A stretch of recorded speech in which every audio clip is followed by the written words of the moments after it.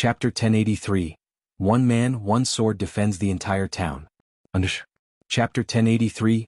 One man, one sword defends the entire town.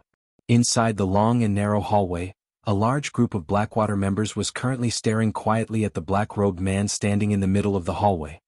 The man wielded two swords in his hands, and although his figure and appearance were the very definition of normal, just by him standing there, nobody dared to move forward in the hallway. When the Blackwater members received a glance from this man, their bodies involuntarily retreated a step. Damn it! Why is there such a monster defending this place? Standing at the rear of the group, Qin Muyun frowned as she looked at this figure over her diamond-shaped shield. This man was none other than Feng. Due to Feng's presence, she and the elite team she brought with her couldn't proceed a step further towards the secret room behind him. Melees move forward. Ranged players attack as one. I want to see whether he runs out of stamina first or we run out of players first. Qin Muyun shouted. The most realistic part about God's domain was the stamina system, which was something else that other virtual reality games did not have. Even the most powerful expert had a limit to their stamina, and any combat they took part in would consume their stamina. Due to this reason, Zerg tactics were effective against even the most powerful experts. Of course, situations like this were rare. After all, when experts sensed that their stamina was running out, they could simply run away. However, escape was not an option for Feng, because if he did, Blackwater would be able to steal the town token. At that time, Zero Wing would no longer have any chance to turn the tables. When everyone from Blackwater heard Qin Muyun's words, they unconsciously turned to look at each other. Still, nobody dared to approach Feng. Since they began fighting Feng, several hundred players had already died, including level 40 experts. Yet even now Feng still seemed to be brimming with energy. After reaching their levels, losing a single level would set them back by many days. Nobody wished to die a pointless death. Seeing her subordinates still paralyzed, Qin Muyun threatened, "What are you afraid of? He's currently in a weakened state. His maximum stamina must have decreased as well. If you all refuse to listen to orders, be ready to suffer the consequences later on." Having no other choice, Blackwater's elite members could only grit their teeth as they steeled themselves to attack Feng. They had gone to great lengths to join Blackwater. If they disobeyed an order from their superior, the consequences would be extremely severe. The guild would not only expel them but also hunt them down. Dying and losing one level now was much better than being killed by Blackwater until they were back to level 0. Moreover, it was just like Qin Muyun had said. Feng was currently in a weakened state, and his attributes had dropped to the point where he was even inferior to elite players like themselves. Players under a weakened state wouldn't have only their basic attributes reduced. Even hidden attributes like stamina would be affected as well. Feng had already solo killed several hundred players. His stamina should already be at its limit. After thinking up to this point, Blackwater's elite members grew confident. Immediately they began advancing on Feng in groups of 5.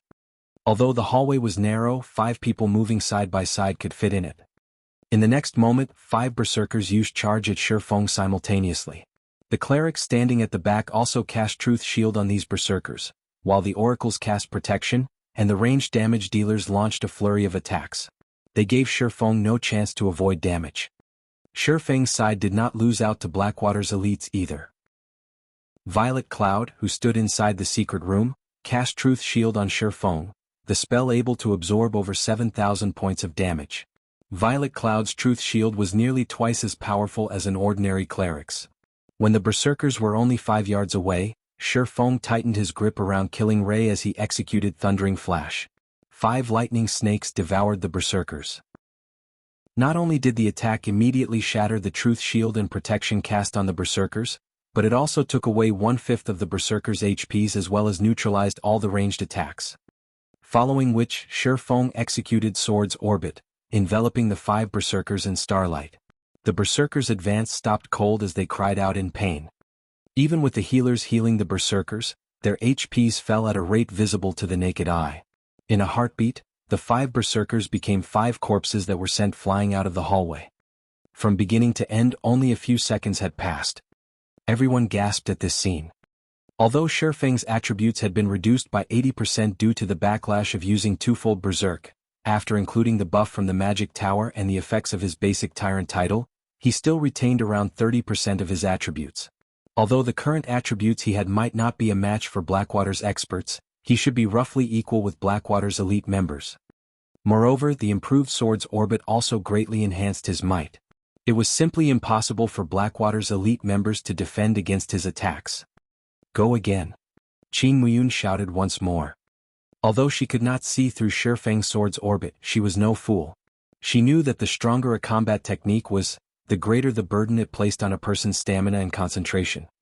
If Feng continued using the technique, it was only a matter of time before he exhausted himself completely. Unfortunately for her, Qin Muyun did not know that Feng possessed life essence, which could be used to improve his stamina and concentration recovery rate. A single drop of life essence could last him for 2 hours. He had no fear of running out of resources at all. On the contrary, by continuously using sword's orbit, Feng grew increasingly accustomed to the technique. Following which, time passed by quickly. Even after Qin Muyun's legion of 1,000 elite players was nearly annihilated, Feng's powerful aura did not weaken in the slightest. On the contrary, the more he killed, the more vigorous he became. The guild leader really is amazing. That's right. Look at how dumbfounded Blackwater's commander is. I'm guessing she's already fallen for the guild leader's manliness. Even though the guild leader is in a weakened state, he is still able to render Blackwater's 1,000 elite members completely helpless. I don't even dare to imagine what he is capable of if he were at his peak. The Zero Wing members inside the secret room all sent gazes of admiration at Feng. Their blood started to boil at this scene. Previously, most of them had only ever seen Feng's fights in videos, and those videos gave off a feeling of having been faked. However, now that they had personally experienced the pressure of contending against a legion of elite players as well as witnessed Feng massacring over half of said legion all by himself, they were thoroughly stunned. What was an expert? Feng was the exact embodiment of one. Despite having roughly equal attributes, he could still make a legion of over 1,000 elite players shudder in fear. It'll be a waste if only we get to watch this.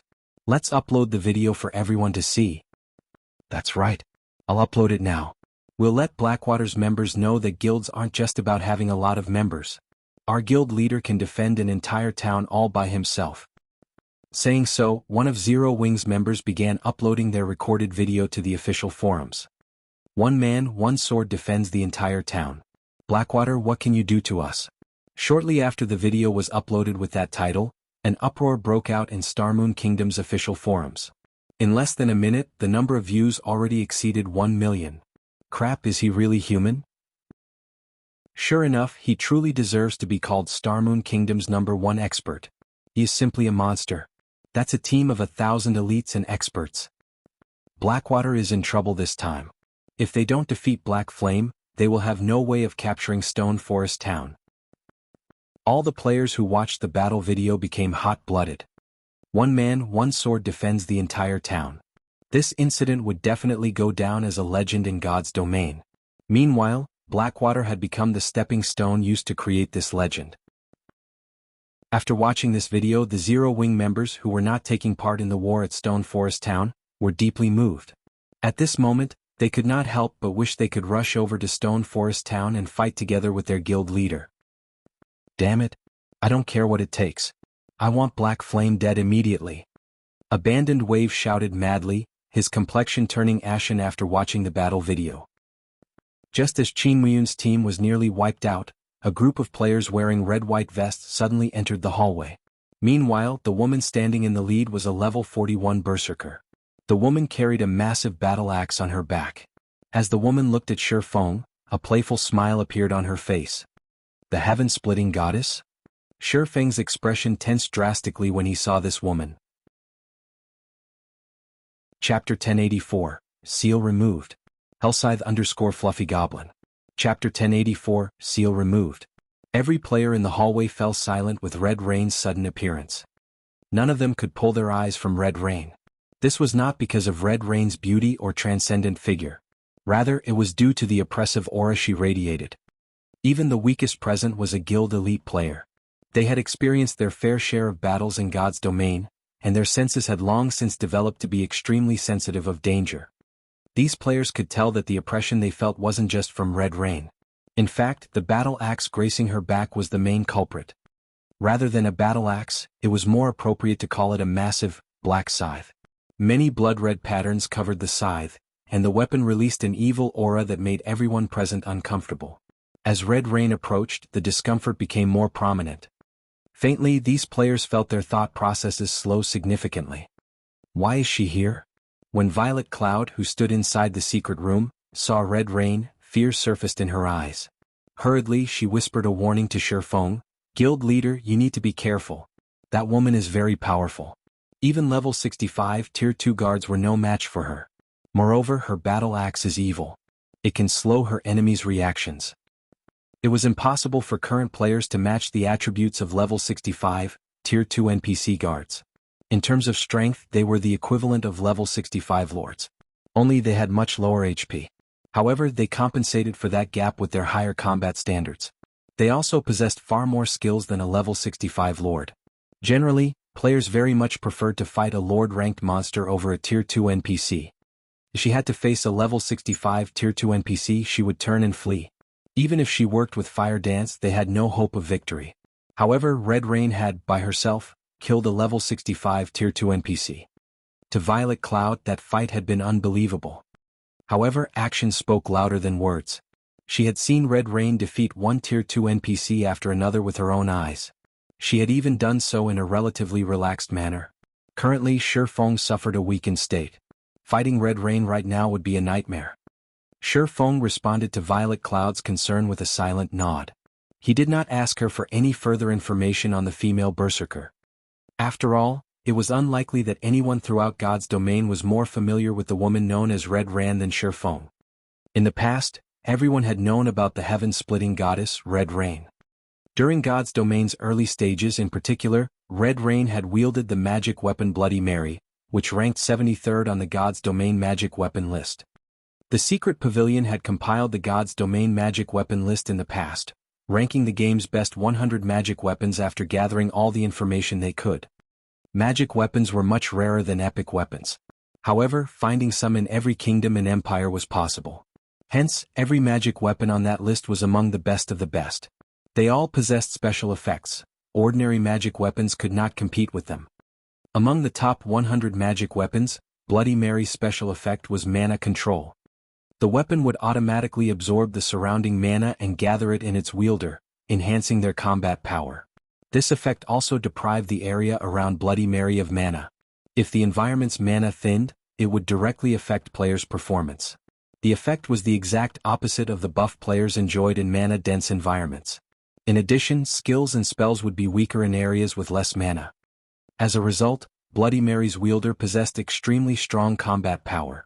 This was especially true when the wielder fought players and NPCs.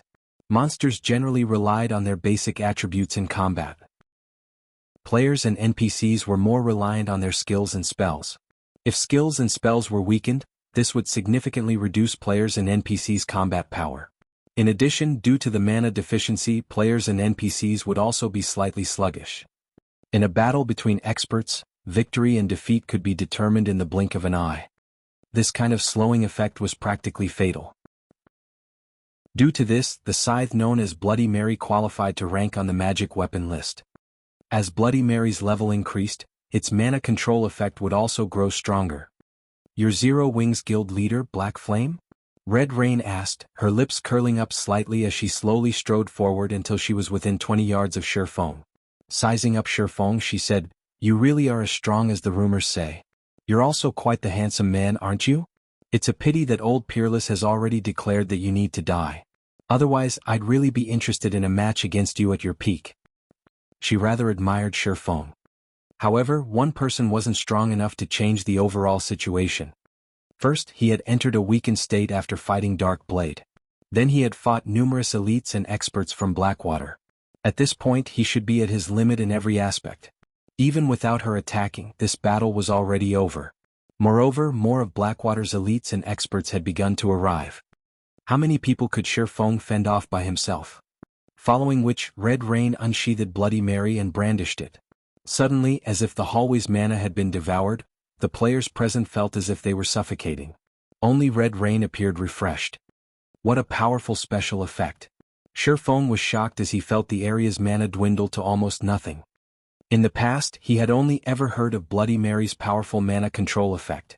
He had never experienced it personally. Currently, only 20 yards separated him and Red Rain.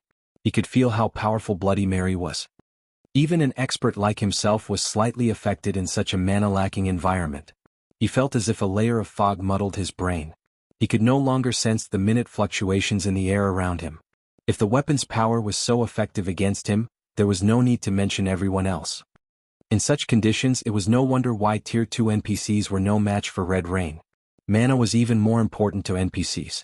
In such a mana-lacking environment, a Tier 2 NPC could not even exert 10% of their usual combat power. Even if their attributes were superior, their defeat was only a matter of course. Suddenly, Red Rain used charge and arrived before Feng. She followed up with a downward slash, completing the process without any excess movements. Her actions were indescribably beautiful. Moreover, Red Rain had perfectly grasped Feng's movements. Her attack left no space for Feng to dodge. So fast. Feng's heart grew cold. Puh. In the crucial moment, Feng activated Defensive Blade and blocked Red Rain's battle axe. However, Red Rain had no intentions of giving Feng time to catch a breather. Immediately she launched with a series of attacks. With only 30% of his original attributes, Feng was no match for Red Rain. Adding in the fact that his reactions had slowed, defending against Red Rain's attacks was even more difficult. Even after Feng executed Sword's Orbit, due to the effect on his mind, his defense wasn't at its best. As a result, Red Rain easily predicted and dodged his blades. In the end, he had to watch as the Berserker saved off his defensive blade's block counts. As Red Rain suppressed Feng, the Red Jade Legion's other experts circled Feng and rushed into the secret room. Seeing this, Violet Cloud led the other Zero Wing members to hold off the approaching enemies. Unfortunately, Violet Cloud was the only person capable of putting up a decent fight. The Red Jade Legion's experts easily suppressed her companions. In a short moment, 5 Zero Wing members had died. In contrast, the enemy experts were alive. Both sides' strengths were obvious at a glance. Begone. Red Rain did not intend to waste any time with Feng. After exhausting Defensive Blade's block counts, she executed Flame Slash. Immediately, the massive scythe transformed into a fire snake that attempted to devour Feng. However, just before the fire snake reached Feng, icicles emerged before the swordsman, one after another, blocking the fire snake. Where did that icicle come from? Red Rain was confused. However, before she could figure out what had happened, another icicle emerged from the ground. This time, the icicle aimed for her heart. Hurriedly, Red Rain used Whirlwind Slash and blocked the attack. However, the Red Jade Legion members inside the secret room were not as lucky. The icicles had heavily injured a few of them, giving Zero Wings members an opportunity to finish them off. As expected, Chilling Field isn't particularly effective with my current attributes. Feng felt somewhat helpless when he saw Red Rain easily fend off his icicle attack. Despite having used a domain skill, he still was no threat to Red Rain. He had only succeeded in forcing her to retreat. However, when Red Rain's Whirlwind Slash came to an end, Feng vanished and reappeared before Red Rain. Instant Strike. Illusory Shadow. Immediately, Killing Ray transformed into a streak of blue light as it slashed at Red Rain. It was clear that Feng intended to trade blow for blow. Seeing this, Red Rain executed Chop without hesitation. If they competed with their strength and damage, the weakened Feng had no hope against her. Yet, after several exchanges, Red Rain was the first to collapse to the ground. Feng remained unharmed. What's going on? The Red Jade Legion members were stupefied. They could not figure out what had just happened. They had watched everything with their own eyes. Both players had struck each other with their weapons. In the end, however, Feng stood there, unharmed, while Red Rain lost her life. Red Rain had suffered the most injustice in this battle. She never would have imagined that, before their clash had begun, Feng had activated the aura of Earth's absolute defense, giving himself immunity to all damage for 5 seconds. He hadn't been afraid of trading blows in the least. Moreover, Feng understood Red Rain's personality. Words like arrogant and confident described the woman perfectly. In addition, due to the fact that he still suffered a weakened state, she would choose to meet his attacks head-on rather than dodging them. After Red Rain died, the remaining Red Jade Legion members lost their will to fight. Meanwhile, Abandoned Wave, who watched a live stream of this battle from outside Stone Forest Town, could not sit still and led Blackwater's experts personally, charging into the town. Even if Feng were more powerful, he was just one person. It was simply impossible to fend off tens of thousands of players by himself. All of you charge into Zero Wing's residence. I want to see how long Black Flame lasts by himself. Abandoned Wave had finally descended into madness. He was one step away from capturing Stone Forest Town. There was no way in hell he would give up when he was so close to achieving his goal. The rest of Blackwater's experts trusted Abandoned Wave's judgment. Currently, there were less than 5,000 Zero Wing members remaining. On the other hand, Blackwater had more than 50,000 players alive. It would take a miracle for Zero Wing to reverse the situation. In the end, is the gap still too wide to bridge? Feng frowned when he read Aqua Rose's latest war report.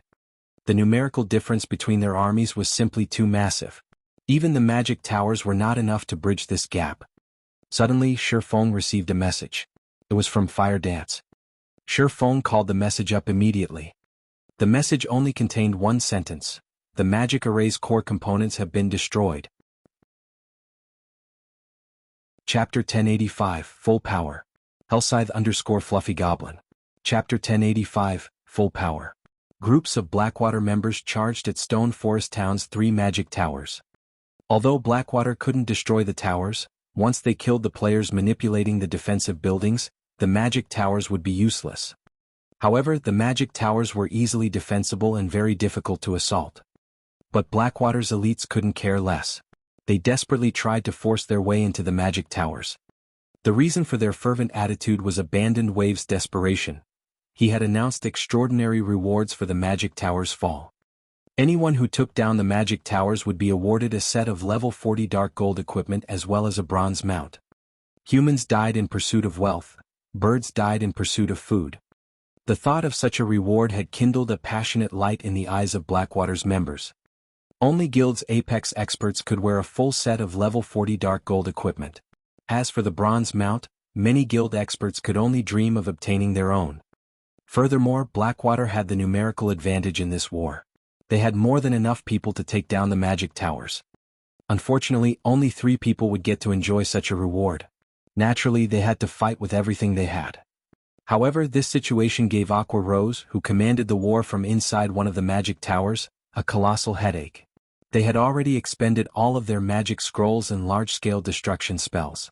However, like madmen, Blackwater's members continued to charge at the magic towers with complete disregard for their lives.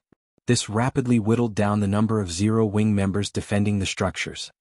Big Sis Aqua, what should we do now? We have less than 100 members near our tower. The other 2 magic tower situations aren't looking too good either. At this rate, the towers will fall, Blackie asked while launching attacks at the Blackwater members that flooded the nearby streets. However, no matter how many players he killed, they couldn't seem to put a dent in the flood of Blackwater's players. On the contrary, as he fought, more players seemed to swarm the streets. Aqua Rose frowned at Blackie's report. Their group was already occupied with fending off the Red Jade Legion. They had no time to worry about the other locations. The difference between their numbers was too massive. Even with the attribute boost from the magic towers, which allowed each of Zero Wing's elite members to take on 3 Blackwater elites at a time, it was not enough. Blackwater possessed an overwhelming number of experts. Even several of Zero Wing's elite members were no match for one expert player. Guild leader, I've gathered 10,000 people to attack Zero Wing's residence.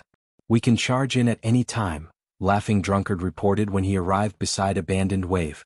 In addition, Heaven's Burial has dispatched an army of 50,000 elites to support us. It will take them roughly 10 minutes to reach Stone Forest Town. If we camp outside their resurrection temple, even if the Zero Wing members in Stone Forest Town revive, they'll only be able to watch as we secure the town. Very good. Go and destroy Zero Wing's residence, Abandoned Wave commanded. Sitting atop his warhorse, he was incredibly satisfied with the sight of the army surrounding Zero Wing's residence. Isn't Black Flame an excellent fighter? Once you destroy the residence, use the gnome cannons to bombard the secret underground room. He could not help but acknowledge that Black Flame was indeed powerful. The man had managed to defend the hallway to the secret room by himself, and both his subordinates and Pantheon's experts were helpless against him. Although they could kill him if they continued to throw players at him, Abandoned Wave was done waiting. The defending army's greatest advantage in a siege war was the ability to resurrect near the battlefield. In a war, half an hour would pass in the blink of an eye. The longer they dragged this war out, the more advantageous Zero Wing's position would be. Hence, he didn't want to waste any more time. It was not impossible to destroy a guild residence's secret underground room. Only, it would be very difficult for players to do so by themselves. However, the gnome cannons could complete the task easily. Without the narrow hallway acting as a barrier, even if Feng were more powerful, he couldn't create endless duplicates of himself. They would only need 100 players to defeat him. Under Abandoned Wave's command, the 10,000 players surrounding Zero Wing's residence began to bombard the residence with attacks. Boom. Against a series of spells and arrows, the buildings inside Zero Wing's residence began to crumble, one after another. It seems that this war will end soon. What a pity. It would be great if Zero Wing had more members present. I know, right? Despite having just 20,000 members, they have lasted this long against Blackwater's army of 200,000 monsters and 100,000 plus elites. They even managed to slaughter over half of Blackwater's armies. If Zero Wing wins this war, it will qualify to be recorded within God's Domain's war history. Even if Zero Wing loses, it's still impressive. Have you ever seen any upstart guild without backing stand against the joint forces of major existences like Blackwater, Heaven's Burial, and Pantheon? Although Zero Wing has lost, it was a glorious defeat. Indeed. It is unfortunate that Zero Wing's luck is so poor. If not for Blackwater, it would have only been a matter of time before it united all of Starmoon Kingdom. Players could not help but sigh as they discussed the topic. Jade, let's return to White River City. There's no point in watching the rest of this war. I just received a report stating that Heaven's Burial's vanguard has reached Stone Forest Town. It won't be long before more reinforcements arrive as well. Even if all of the dead Zero Wing members in Stone Forest Town resurrect, they cannot win this, Yuan Tiexin said as he looked at Purple Jade. However, Black Flame is quite surprising. Despite his weakened state, he defeated the Red Jade Legion's vice commander, Red Rain. Pantheon's upper echelons are discussing the matter heatedly. Red Rain lost in a one-on-one? Purple Jade could not help her shock. That can't be right. I recall that Red Rain has already reached the Void Realm. She can also reach the Battle Tower's 4th floor. Her Bloody Mary is even more tyrannical than an epic weapon, having a powerful countering effect against both NPCs and players. Even experts in the Void Realm won't fight her in a one-on-one if they can help it. How did Black Flame win against her? Purple Jade could not imagine how anyone with inferior basic attributes and weakened combat standards could defeat Red Rain. I'm not sure how either. Pantheon is keeping a tight lid on the battle videos. Our men can't get their hands on any recordings of that battle, Yuan Tiexin said, shaking his head. He was also very curious about that fight. Moreover, there weren't many battle videos that could elicit such a reaction from Pantheon. Uncle Yuan, look at Zero Wing's residence. Purple Jade suddenly said. A flood of Zero Wing members are emerging. Are they attempting a final stand? Yuan Tiexin could not help but shift his gaze to the live stream. Suddenly, several hundred players surged out of Zero Wing's destroyed residence. These people were all extraordinarily well equipped. Moreover, they were all level 40 and above, and their bodies brimmed with killing intent. The intensity of their auras could even rival the members of Pantheon's Red Jade Legion. Wait. Those are Zero Wing's main force members and Dark God's Legion members. Upon sweeping a glance over the crowd, he immediately recognized many of Zero Wing's experts. The instant these people appeared, they all activated Power of Darkness. Combined with the buff from the magic towers, their attributes could rival Lord-ranked monsters. Without hesitation, these people dove into Blackwater's elite army and began a massacre. Chapter 1086. Miracle appearing once more. Hellscythe_Fluffy Goblin. Chapter 1086. Miracle appearing once more. Watching the flood of Zero Wing's members charge out of the destroyed residence towards them, Blackwater's members were stunned. Based on the reports they had received, Zero Wing's members in Stone Forest Town had been concentrated on the magic towers and town walls. A portion had also been dispatched to repel Pantheon's 3 legions. Hence, the guild shouldn't have any more manpower to defend its residence. Yet, now, several hundred players had emerged. Moreover, their weapons, equipment and levels were all top class. How could they not be shocked? However, Blackwater's members did not consider the matter over much. They currently had 10,000 players surrounding Zero Wing's residence. Among them, several hundred were expert players. With so much open space, Zero Wing could not rely on terrain to fight such a large force. Blackwater members relaxed their tense hearts as they charged to meet their enemies. In the next moment, several hundred of Blackwater's MTs raised their shields and slammed into the approaching Zero Wing members. As if they had been hit by a truck, Blackwater's forefront MTs flew through the air and crashed into the crowd of players behind them. Not only had the initial clash shattered the truth shields and protection the clerics and oracles had cast on these MTs, but the MTs' HPs also dropped considerably. Moreover, among the Zero Wing members in the frontal charge, none showed signs of grouping up to fight their enemies. Instead, they split up and squeezed their way into the Blackwater crowd before them. This caused issues for Blackwater's ranged players. After God's Domain had undergone several system upgrades, even players on the same team could damage each other with their attacks. If the ranged players launched their spells and attacks into such a cramped area, there were only two possible outcomes: either they hit their mark or they harmed their allies. To make matters worse, the Blackwater melee players couldn't stop Zero Wing members from splitting up. As if these Zero Wing members were high on drugs, they all displayed the strength of Lord-ranked monsters of the same level, with some even surpassing lords. Blackwater's army couldn't even block Zero Wing's members, much less stop them. Who are these people? As players throughout God's Domain watched this fight, they were stupefied. These several hundred Zero Wing members were too powerful. They looked like tigers pouncing on a flock of sheep. From time to time, one could see numerous Blackwater members flying through the air. This looked like a battle between superhumans and ordinary people. It was a completely one-sided slaughter. Less than a minute since the battle had begun, Blackwater's army had lost over 1,000 members. Moreover, this number rose rapidly. The massive gap in attributes and combat techniques rendered Blackwater's elite army helpless. Guild leader, these people seems to have active berserk skills. I suggest that we retreat for now and wait until their skills' durations run out. We're at a disadvantage right now, Laughing Drunkard quickly suggested. I understand. Order everyone split up. Ranged players will work to pin Zero Wing's members down. Abandoned Wave's eyes twitched with anger as he watched the massacre before him. Once their skills run out, I want them taken care of. Berserk skills were extremely rare in God's Domain. Even Blackwater, with its bountiful resources and strong influence, had only obtained a small number, and only a minority of the guild's experts had qualified to learn one. Ordinary experts should not dream of wielding their own. Yet, Zero Wing had managed to supply berserk skills to several hundred players. With just several hundred players, Zero Wing had forced Blackwater's elite army to flee like rats. This was the first time they had witnessed anything like this in God's Domain. As time passed, Blackwater suffered more casualties. In contrast, Zero Wing's several hundred players had extremely few deaths. Are Heaven's Burial's members not here yet? Abandoned Wave demanded anxiously. Normally, berserk skills should only last 2 or 3 minutes at best, yet nearly 5 minutes had gone by, and Zero Wing's members still fought vigorously. On the other hand, over half of his elite army was dead. This was a nightmare. Guild leader, they've reached the town's entrance and are currently making their way here, Laughing Drunkard responded. Meanwhile, 3,000 players had gathered inside the underground first-floor hall of Zero Wing's residence. As time passed, more players joined them.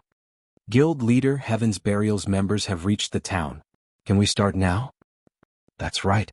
If we let the main force continue their slaughter, they'll steal the war's contributions. Guild leader, just say the word. We'll make those bastards from Blackwater beg for mercy. The Zero Wing elite members that had used the guild transfer scrolls to teleport to the residence were starving for action. As they hadn't been able to teleport in earlier, they had been forced to watch the war from so far away. Even though their allies were being slaughtered, they hadn't been able to do anything to help. The building frustration had been intolerable. If not for the guild's upper echelons stopping them from running to Stone Forest Town, they would have braved the journey. Instead of responding to his guild members, Feng contacted Aqua Rose and asked, Aqua, can you see Heaven's Burial's members yet? They've already arrived. They are headed towards the guild residence. Initial estimates put their numbers above 30,000, Aqua Rose reported. Nodding, Feng smiled and said, Excellent. Your teams can retreat. Try to lure as many people to the residence as possible. Lure them over? Aqua Rose was somewhat confused.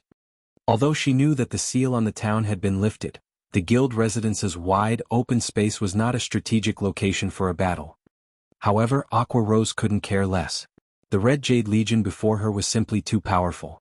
Even though everyone from the Dark Gods Legion had activated their berserk skills, many of the Red Jade Legion's members had their own.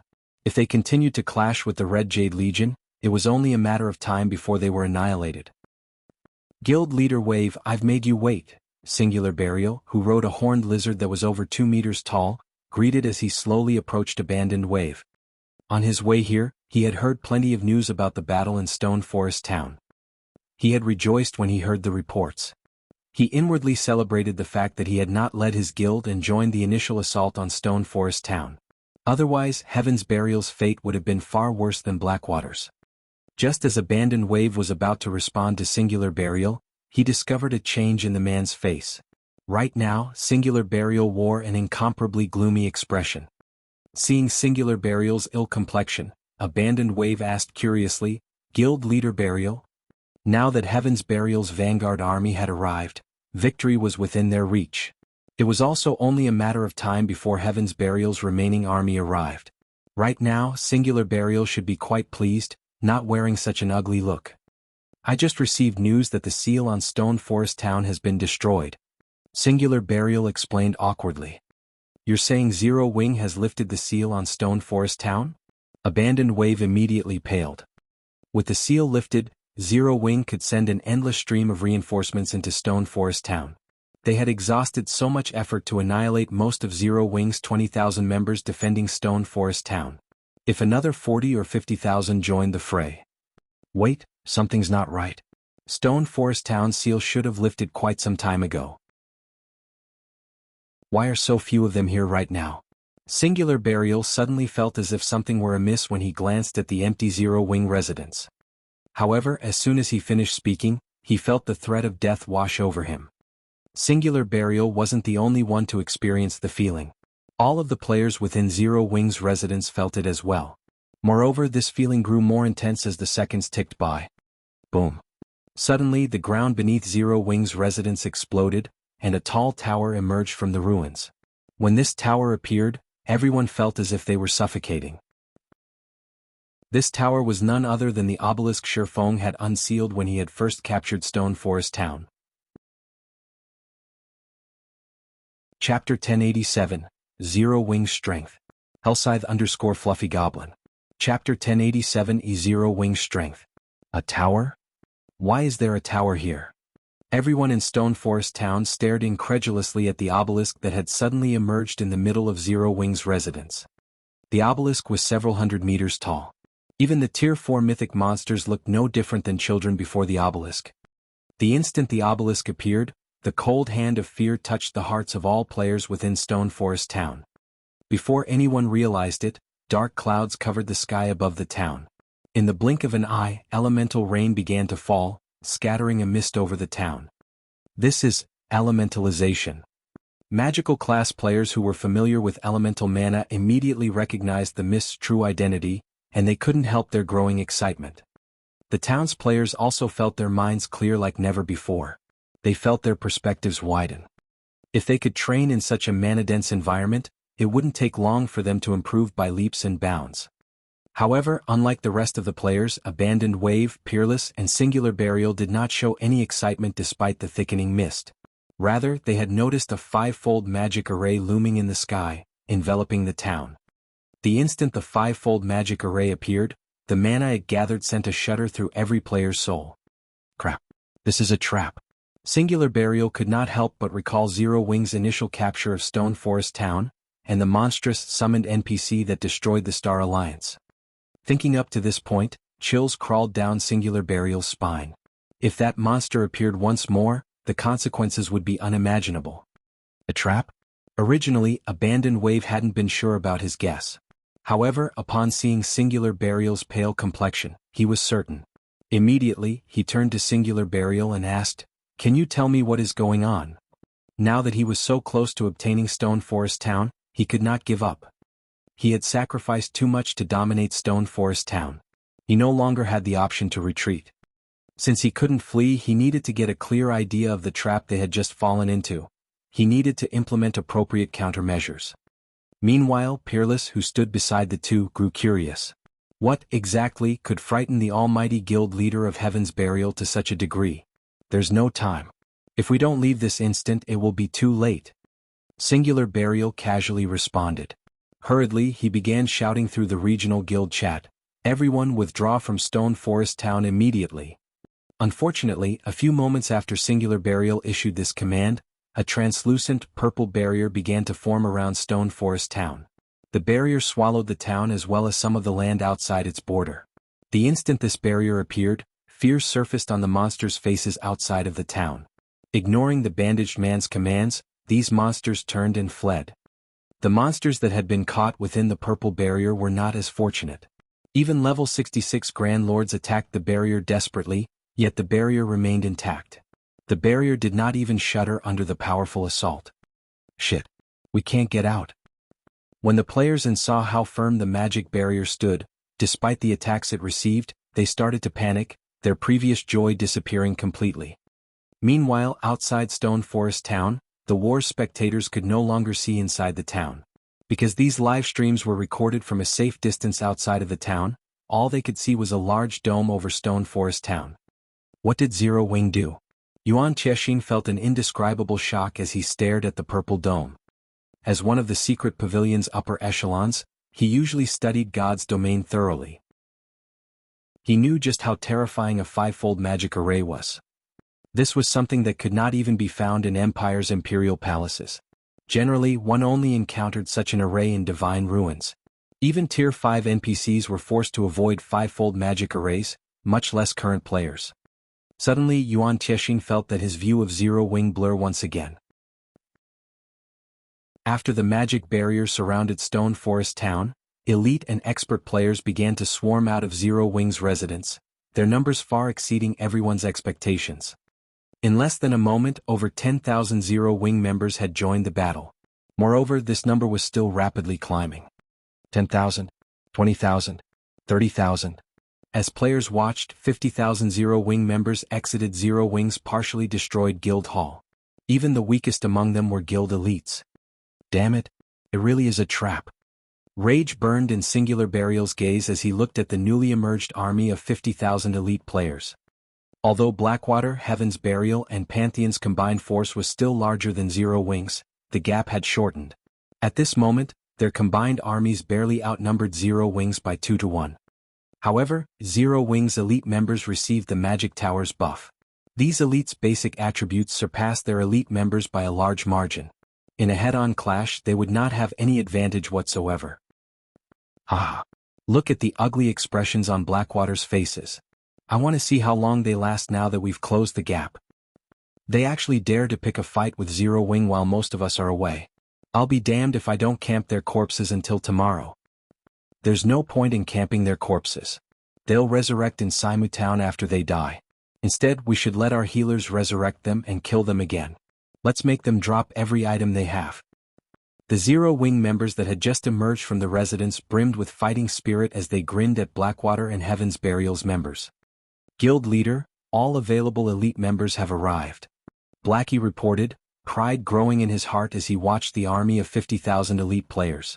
It was hard to imagine that, in just a few months, Zero Wing had grown from an insignificant guild to contesting for the position of number 1 guild in Starmoon Kingdom. Excitedly, Blackie said, "As long as you give the word, I'll lead our brothers to exterminate Blackwater and Heaven's Burial." "All right. It's about time we show them Zero Wing's true power," Feng said, nodding. Suddenly he shouted, "All units listen up. Leave none of them alive." Upon hearing this, Zero Wing's members charged at Blackwater and Heaven's Burial's armies without any hesitation. The obelisk was the Awakened's prison. However, the crystal ball inside had more than its sealing ability. Only the crystal ball's other abilities were considerably costly. For example, the five-fold magic array enveloping the town had cost a whopping 18 mana stones to activate. In addition, the magic array had an extremely long cooldown. Once used, it could only be used again after a full month. Meanwhile, the magic array only lasted 10 hours. During this period, people could only enter Stone Forest Town. Leaving the town would be impossible until the array's duration ended, or it was deactivated. As for destroying the magic barrier, that was beyond current players.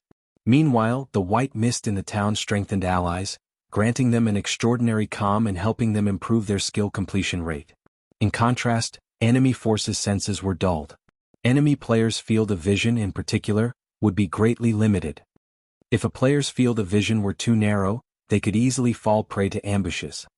As the battle began, Blackwater and Heaven's Burial's members were bombarded by various ranged attacks, yet when they tried to retaliate they couldn't locate their attackers. They could only stand there, dumbfounded, under the bombardment. In just the first wave of attacks, Blackwater and Heaven's Burial had suffered over 1,000 casualties. Against Zero Wing's elite members, even Blackwater and Heaven's Burial's experts had trouble in a one-on-one fight, not to mention the guild's elite members. Nobody could have imagined that the battle would become so one-sided. In less than 15 minutes, Blackwater and Heaven's Burial had lost over 10,000 members in total. On the other hand, Zero Wing had only lost several hundred. Moreover, these several hundred Zero Wing elites had traded their lives for the lives of Blackwater's and Heaven's Burial's experts. Watching Blackwater's members die in troves, Abandoned Wave sent Feng a hateful glare before reluctantly commanding through the guild chat, "We retreat." Defeated. He had been miserably defeated. He had never imagined that his long-cultivated plan would end like this.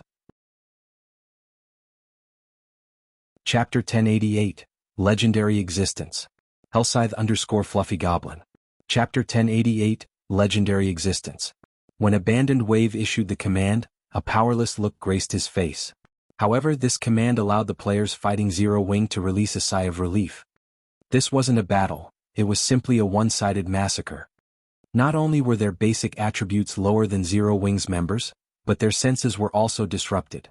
Despite having more people on their side, they were helpless against Zero Wing. Guild leader, they're starting to withdraw to the north. Should we hunt them down? Aqua Rose also sighed with relief when she saw Blackwater's and Heaven's Burial's members retreat. This war hadn't been an easy one. It was definitely the most thrilling war she had participated in since she had started playing virtual reality games. If not for Feng's preparations, revealing one trump card after another to foil Blackwater's assault as well as dispatching Fire Dance to remove the seal over the town, Blackwater would have secured this war's victory. Despite dispatching so many elite players and the support of the Magic Towers and Obelisk, Zero Wing had only taken 20,000 enemy lives after much difficulty. In exchange they had lost 3,000 lives. Blackwater and Heaven's Burial's power was obvious. Moreover, Pantheon's core legions had also taken part in this war. If not for Zero Wing's homeground advantage, the war's outcome might not have been certain. Chase after them. Kill as many as we can, Feng commanded without hesitation. This war had given Feng an understanding of just how powerful Blackwater was. Despite Blackwater's short time in God's domain, it already possessed such combat power and foundations. If Blackwater were allowed to continue, Feng even doubted that he could defend Stone Forest Town. Hence, he needed to deal a harsh blow to Blackwater and Heaven's Burial in this war. If they annihilated the guild's armies now, Zero Wing could continue to develop safely for a considerable amount of time.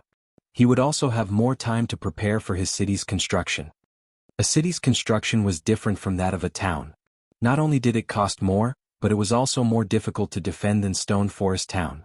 Most importantly, he had already used the Magic Tower design 3 times. Of the 2 remaining Magic Towers he could construct, he had promised one for the Town of Beginnings. He'd be dreaming if he thought he could defend a city with a single Magic Tower. Upon hearing Feng's command, every member of Zero Wing charged at the scattering Blackwater's and Heaven's Burial members.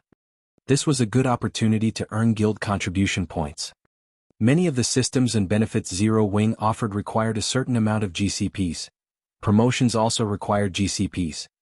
GCPs had become particularly important after Stone Forest Town's battle arena had appeared.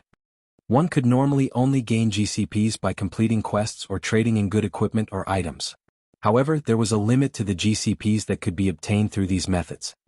It was only during guild wars that GCPs could be earned without a limit. How could they pass up this opportunity? Zero Wing is despicable. We're already retreating, yet they're chasing us down. Singular Burial could not help but curse. Among the remaining players in the Blackwater Heaven's Burial army, the majority consisted of Heaven's Burial's members. Blackwater's army had mostly been wiped out. Even if more were killed, it would not make much of a difference. However, things were different for Heaven's Burial. Although their losses during their escape would be fewer than a direct clash with Zero Wing's forces, they still lost several hundred players with each passing minute. Elite players were not as readily available as ordinary players. Elite players were a guild's backbone.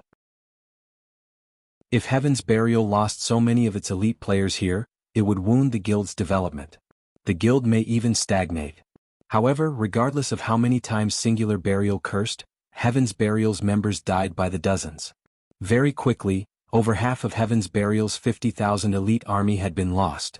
As Zero Wing's members continued to massacre Blackwater and Heaven's Burial's members, Feng received a call request from an extremely familiar ID. Endless Scars. Feng's expression tensed when he saw this name.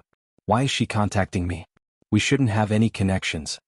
Endless Scars had been a rather mysterious female expert in Feng's previous life. Aside from her name and battle records, nobody knew anything about her. Many players had recognized her as a legend among independent players. Many super guilds had even tried to recruit the woman, offering her all sorts of astronomical prices. However, the latter ignored these offers, operating alone. Surprisingly, none of these super guilds tried to cause Endless Scars any trouble. Endless Scars had become a legend due to her battle records against one higher-tiered opponent after another. First, she fought Tier 4 opponents as a Tier 3 player. Afterward, she fought Tier 5 opponents as a Tier 4 player. One of her most impressive battle records was of a fight with a Tier 6 God-ranked expert as a Tier 5 player. Tier 6 was a massive turning point for players. Any expert that reached this rank had peaked in almost all aspects, yet, Endless Scars had successfully defeated a Tier 6 God-ranked expert. After that battle, she became the #1 expert on the God's Domain experts list of the time. Everyone had assumed that this goddess would continue her legend in God's Domain. However, Endless Scars had suddenly disappeared from the public eye. Many throughout God's Domain had speculated about her disappearance. Feng had never imagined that such an existence would seek him out. Feng immediately accepted the call. Hello, my name is Endless Scars. You may also refer to me as Ling Jingxian. I am a representative of the Blackwater Corporation. Ling Jingxian introduced herself, her voice crisp and pleasing, which made her difficult to hate. Although he hadn't reacted visibly, Feng's heart pounded madly when he heard this introduction. To think that this legendary player would be a representative from the Blackwater Corporation. Feng finally understood why none of the various super guilds had issued sanctions against Endless Scars after she rejected their offers. With such a powerful backer, of course the various super guilds wouldn't move against her. Seeing as Miss Jingxian has contacted me, are you perhaps trying to convince me to show mercy to Blackwater's people? Feng asked, laughing. As one of the Blackwater Corporation's representatives, Ling Jingxian would care about the Blackwater Guild's development. If all of the Blackwater Guild's elite members died here, the guild would undoubtedly stagnate. That's right. Doing so would benefit us both. Ling Jingxian did not bother to hide her intentions. Instead, she chuckled lightly, acting as if this matter wasn't important to her in the least. Miss Jingxian, I have received your message of goodwill. If there is nothing else, I'll end the call now, Feng said nonchalantly. If you continue to force Abandoned Wave into a corner, he might decide to take you down with him. If that happens, Stone Forest Town will have no ruler. Feng's instant rejection surprised Ling Jingxian slightly. The reports she had received had described his personality to a.t. Immediately she explained, I am not saying this without basis. You know that Abandoned Wave is capable of controlling that monster army, right? Those monsters have yet to enter the town because Abandoned Wave is afraid of those monsters polluting the town with evil energy, making the area inhospitable for players. If you continue to pursue Blackwater's members, he might release the monster army into Stone Forest Town. If that happens, everyone will lose. Evil energy? Feng seemed to recall something similar. Any area that the evil god's evil energy polluted became uninhabitable for players. If players were in these polluted areas for long periods, the evil energy would infect them as well. If that happened, the consequences would be extremely severe. This was precisely the reason that the evil god's temple was the human race's common enemy. Evil energy cannot be dispelled. If you let the remaining Blackwater members go, I can assure you that Abandoned Wave will not allow the monster army into Stone Forest Town. May I know your decision, Guild Leader Black Flame? Ling Jingxian asked, smiling at Feng's poker face on the screen. At this point, Blackwater had suffered a devastating blow. Even if it were not exterminated, it would not be capable of causing Zero Wing any trouble for some time. In her opinion, Feng had no other choice. At the end of the day, Stone Forest Town was an important revenue source for Zero Wing. Losing Stone Forest Town was the equivalent to chopping off Zero Wing's arms. Thank you for your offer, Miss Jingxian. Again, if there is nothing else, I will disconnect the call now, Feng replied in the same manner as before. Without waiting for Ling Jingxian to respond, he ended the call. Chapter 1089, Feng's Madness. Hellscythe_Fluffy Goblin. Chapter 1089 is Feng's Madness. He rejected the offer. Ling Jingxian blinked in astonishment as she stared at the black, translucent screen before her. She hadn't expected Feng to be so decisive. What an interesting person. Ling Jingxian chuckled as she shook her head. So be it. It's just a pity that we'll lose Stone Forest Town. Following which, Ling Jingxian forwarded Feng's reply to Abandoned Wave. Her message was very straightforward, the contents simply stating that Zero Wing had rejected their offer. After Ling Jingxian finished sending her message, a female cleric looking to be in her early 20s walked over and said, "Big Sis Endless, we've found the hidden path leading to the ruins core. Only the monster guarding it is a level 60 Grand Lord. Leader has called for you to discuss a raid plan." If Feng were present, he would notice that the female cleric wore Light of the Forsaken, a level 45 dark gold set equipment for clerics. It was a 6-piece set that only dropped from level 50 and above field Great Lords. Meanwhile, the cleric wearing the set was only level 41. Alright, I'll head over right now. Ling Jingxian smiled and nodded. She then followed the female cleric deeper into the ruins.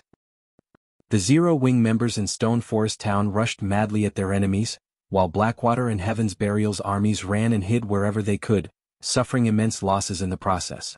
As for Pantheon's 3 legions, they held their ground in an easily defensible corner.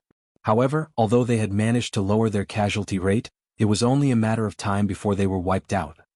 Watching his guild members die one after another, Singular Burial could not help but ask anxiously, "Brother Wave, what did Black Flame say?" The purple barrier still enveloped the town. Players could only enter the town, not leave.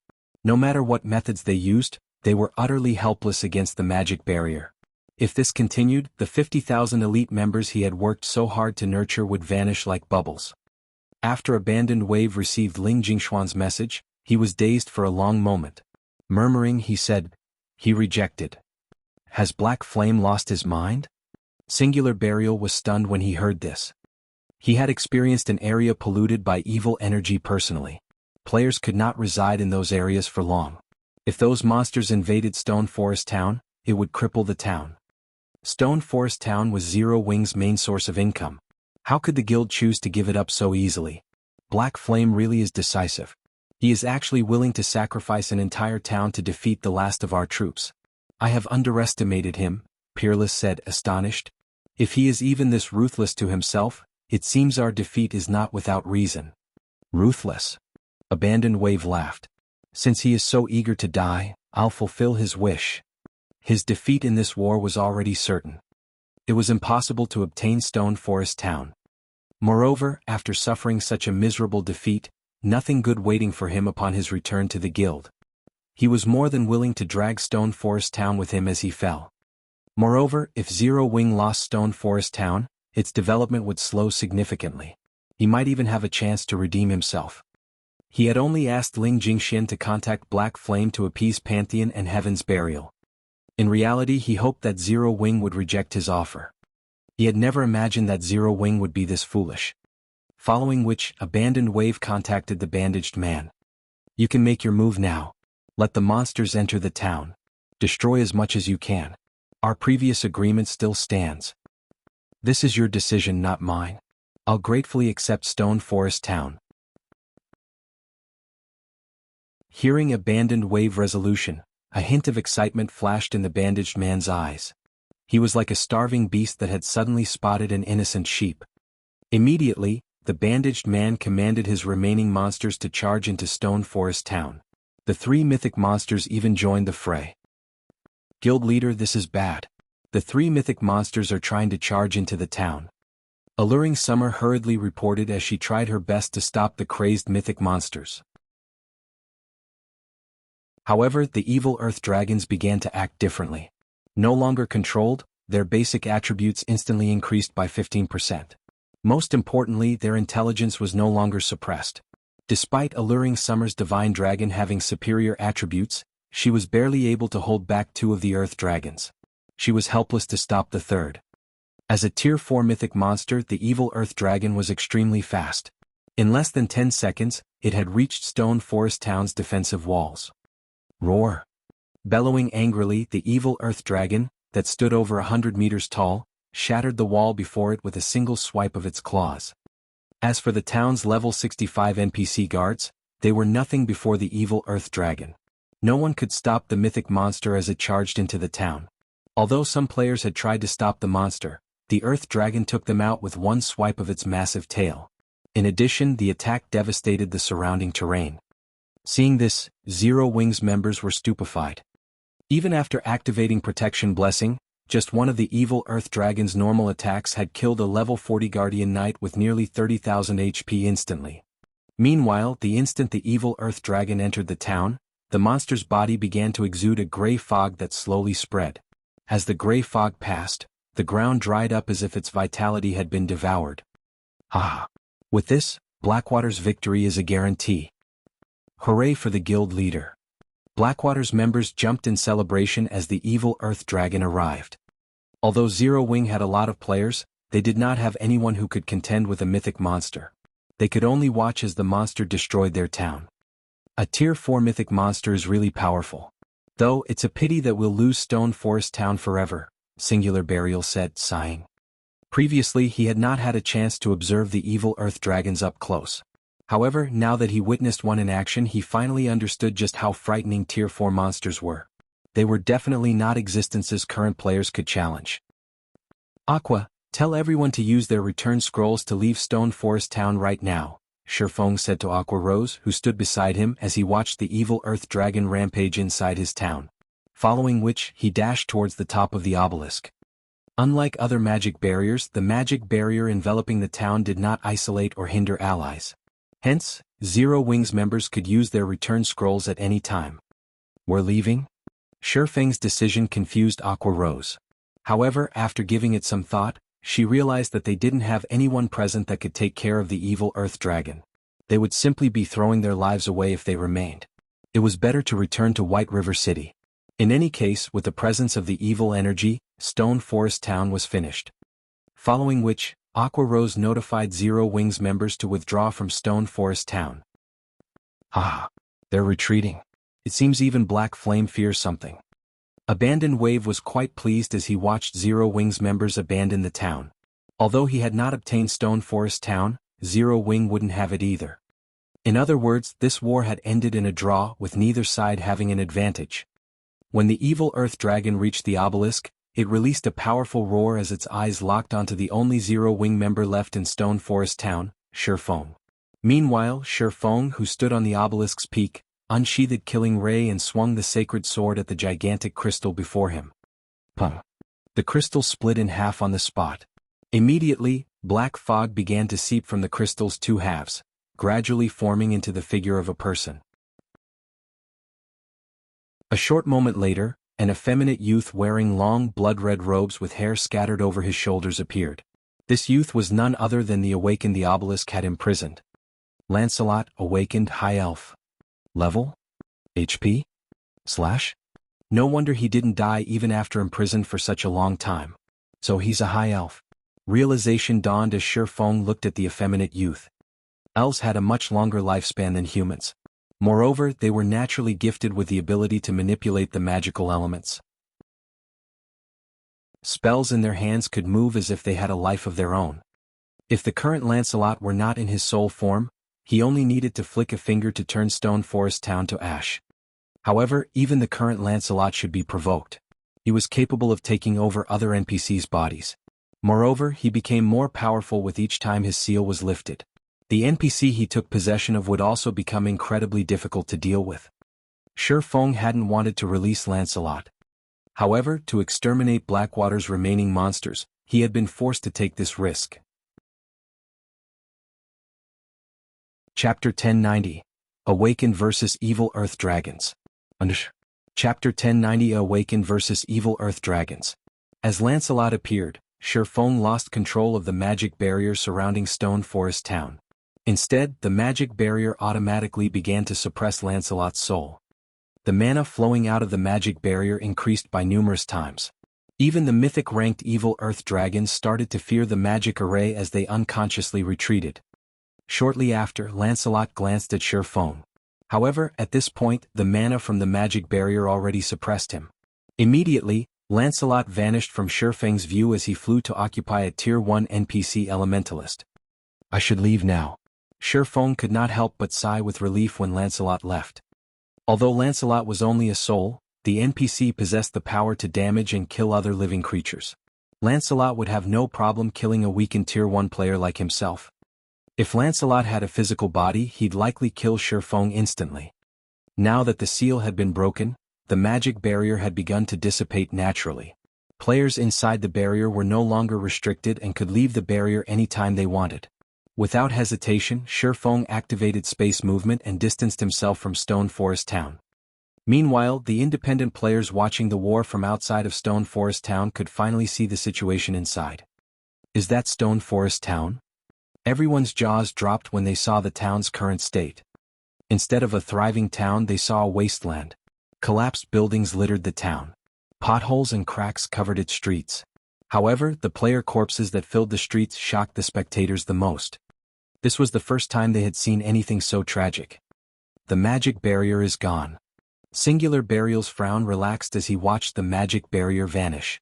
However, after recalling the current state of his army, his hatred for Zero Wing intensified. Based on his current estimates, his elite army's death toll exceeded 35,000. Of his 50,000-strong elite army, less than 15,000 people remained. After losing so many elite players, Heaven's Burial's development would undoubtedly stagnate for a time. The most abhorrent thing was that, even after losing so many troops, he had obtained nothing whatsoever. Moreover, Zero Wing's opportunistic members had looted over half of weapons and equipment Heaven's Burial and Blackwater's members had dropped. Not only hadn't they profited from this war, but they had also lost far more than expected. Damn it! Why is Black Flame so willing to part with his town? Abandoned Wave ground his teeth as he watched Feng leave the town through a spatial tear. At this moment he even doubted that Feng was human. Feng had sacrificed Stone Forest Town, yet he wasn't willing to go down with it. Let's leave as well. The evil energy here is growing denser. Peerless also could not help but sigh when he saw Feng disappear.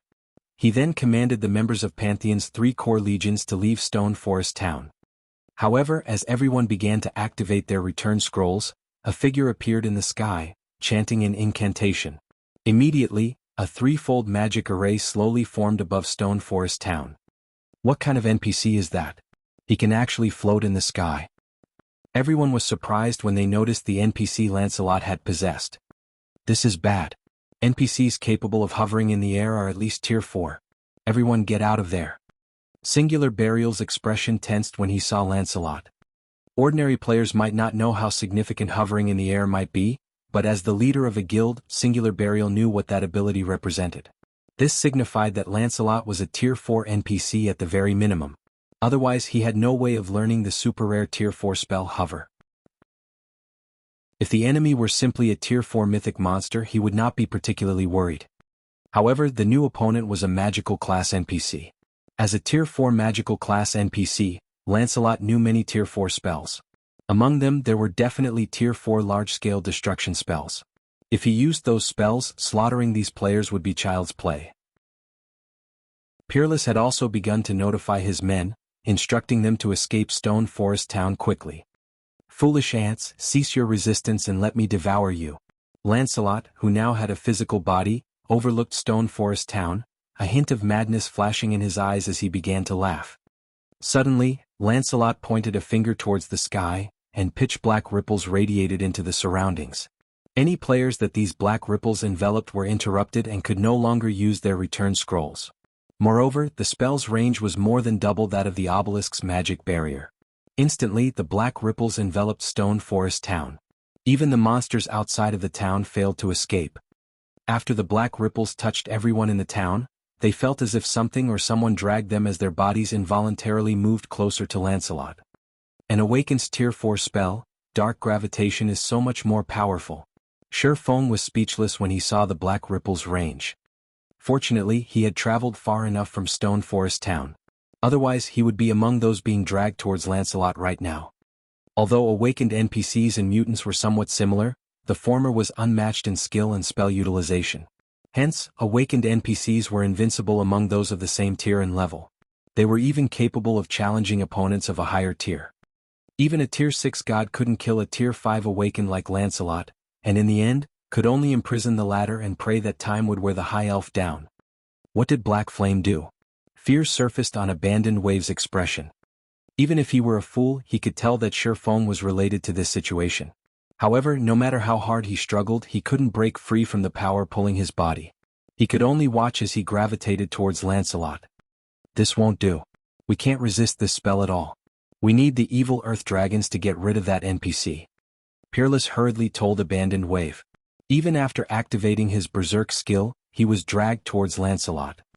Current players couldn't contend with a Tier 4 NPC. The 3 evil earth dragons were their only hope. As they were also Tier 4, even if the evil earth dragons were slightly weaker than the NPC, there were 3 of them.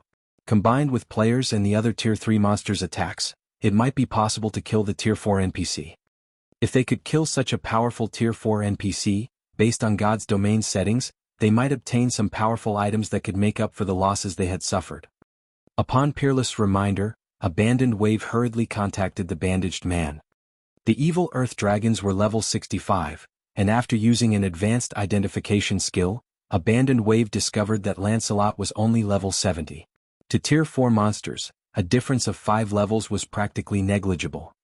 Lancelot, Awakened High Elf, Great Wizard. Level 70 HP 73, 000/73, 000.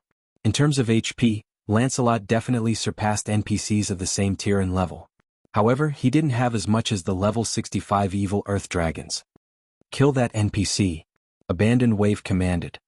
Immediately, with the 3 evil earth dragons taking the lead, both monster and player armies began desperately attacking Lancelot.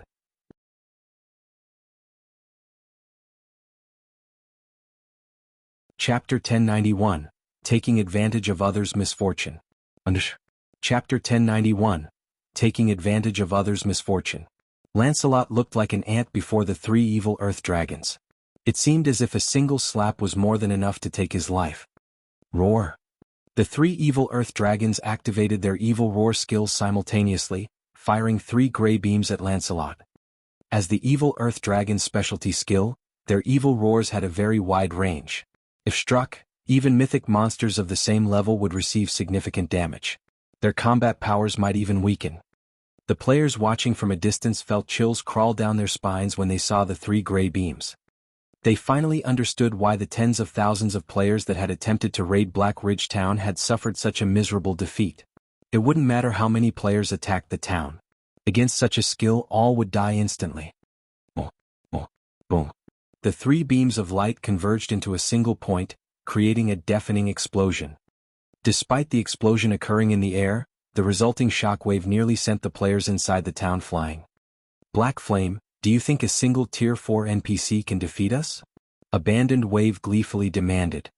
Although they had lost Stone Forest Town and their war with Zero Wing ended in a draw, every player throughout Starmoon Kingdom would know of Blackwater now that it had displayed its power. The guild would have no issues recruiting elite and expert players in the future. Blackwater would quickly recover its losses. But what about Zero Wing? Without Stone Forest Town, the Candlelight Trading Firm would be Zero Wing's only source of income. The trading firm's meager profits could never sustain a guild of Zero Wing's size. Moreover, Zero Wing could only operate around White River City. How could its development speed possibly compete with Blackwater's? The Dragon Phoenix Pavilion had also suppressed Zero Wing's expansion into the Black Dragon Empire. Hence, it was only a matter of time before Blackwater surpassed Zero Wing. By then he would remove Zero Wing's name from Starmoon Kingdom permanently. Guild leader, look. Just as Abandoned Wave's hope rekindled, Laughing Drunkard's eyes widened as he looked towards the sky, shock flashing in his gaze. Still hovering in the air, Lancelot was unharmed. A 5-layer ice barrier shattered and fell to the ground piece by piece. He's unharmed. How is he so powerful? Is this a Tier 4 NPC? The spectating crowd gasped when they saw this, their hearts nearly skipping a beat. A single evil roar could easily wipe out thousands of players or heavily injure a Grand Lord of the same level, yet Lancelot emerged unscathed after taking 3 of these attacks. Everyone was confused. Why was there such a huge disparity in strength between these Tier 4 existences? Continue the attacks. He must have used a life-saving skill. He won't be able to use it repeatedly. The outcome also surprised Abandoned Wave. However, he had a more complete view of the situation. The greatest difference between NPCs and monsters was their skill strength. Otherwise, how could NPCs challenge monsters of the same tier? As Abandoned Wave had guessed, the 5-layered ice mirror was a Tier 4 Great Wizard's life-saving skill. The skill could not be used again within a short time. Moreover, the skill had a very short duration of only 10 seconds. Immediately, tens of thousands of spells and arrows flew towards Lancelot. However, Lancelot was too small a target. Only several hundred attacks actually struck the NPC. In response, Lancelot stretched out his hand and swiped it across the empty space before him. Suddenly, a light blue magic shield appeared around him, releasing a dazzling, eye-catching glow. When the spells and arrows met the magic shield, it was as if they had crashed into adamantite. The magic shield remained intact even after receiving the hundreds of attacks. By the time the first wave of attacks ended, Lancelot had finished chanting the incantation for the Tier 4 spell, Earth Pulsation. The spell had an effective radius of 300 yards. Upon the spell's activation, the ground in the affected area shattered. Over 1,000 players died on the spot. Monsters beneath Lord rank were also killed.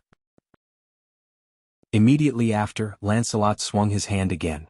Clouds of dark smoke rose from Earth Pulsation's affected area and flew towards Lancelot. This dark smoke was comprised of the slain players' souls. Nothing nourished Lancelot more than players' immortal souls. As Lancelot absorbed the dark smoke, pleasure lit his expression. His aura also grew slightly stronger. He can absorb souls. When Abandoned Wave witnessed this familiar scene, fear flashed in his eyes. Immortal souls were extremely important to players. If a player's immortal soul were absorbed, the penalty could range anywhere from being unable to log into the game for several days to permanent death. In the latter scenario, players would have no choice but to start a new account. When Peerless and Singular Burial heard Abandoned Wave's words, they similarly paled. They were not ordinary players. They had a general understanding of immortal souls. If this NPC absorbed all of their present guild members' souls, the consequences would be devastating. Yet, the powerful gravitational force continued to drag them closer to Lancelot. They couldn't escape the NPC at all. It seems I'll have to give them some hints. Feng could not help but laugh when he saw these players' despair. Immediately, he anonymously published a message on the official forums, mentioning that he knew Lancelot's weakness. However, the information would cost 10,000 magic crystals. Although his asking price was slightly high, if it could save tens of thousands of elite players and experts from losing their immortal souls, Blackwater and Heaven's Burial would buy the information without hesitation. As for letting Lancelot eliminate Blackwater and Heaven's Burial's members, that was not Feng's goal. If Lancelot absorbed these players' souls, even Feng would be helpless against the NPC. Moreover, he would truly lose Stone Forest Town. This was not his desired outcome. His best option was to ensure that both sides suffered immense losses. Of course, if Blackwater had not possessed the 3 evil earth dragons, there would be no point in sharing Lancelot's weakness. In the past, Lancelot's seal had been removed a total of 3 times. Unlike the first time the seal had been released, imprisoning Lancelot by repairing the sealing crystal had been impossible after his second release. They had beaten Lancelot within an inch of his life before he could be resealed. If players wanted to suppress Lancelot, they needed someone or something to pin down the awakened NPC for a moment. Only then could players approach the obelisk and activate the magic array inside the structure. When activated, the magic array would suppress Lancelot, making him much easier to deal with. Suddenly, Daybreak Fog contacted Singular Burial and asked, "Guild leader, I just discovered a method to deal with the NPC on the official forums. However, the other party is requesting 10,000 magic crystals. Should we purchase the information?" 10,000. Why doesn't he just rob us instead? Singular Burial bellowed. Although Heaven's Burial could obtain plenty of magic crystals, 10,000 was not a small number. However, as soon as Singular Burial finished speaking, Lancelot began to chant another incantation. The mana fueling this spell was no less than his earth pulsation. Moreover, due to dark gravitation, players were much closer to the NPC. Guild leader, do we buy the information? Although Daybreak Fog agreed that this price was ludicrous, they had no other options. Buy it. Singular Burial gnashed his teeth. Losing one's immortal soul was no trivial matter. He did not want to take this risk. Inwardly, however, he swore to himself, this seller better not reveal his identity. I will not let him off the hook.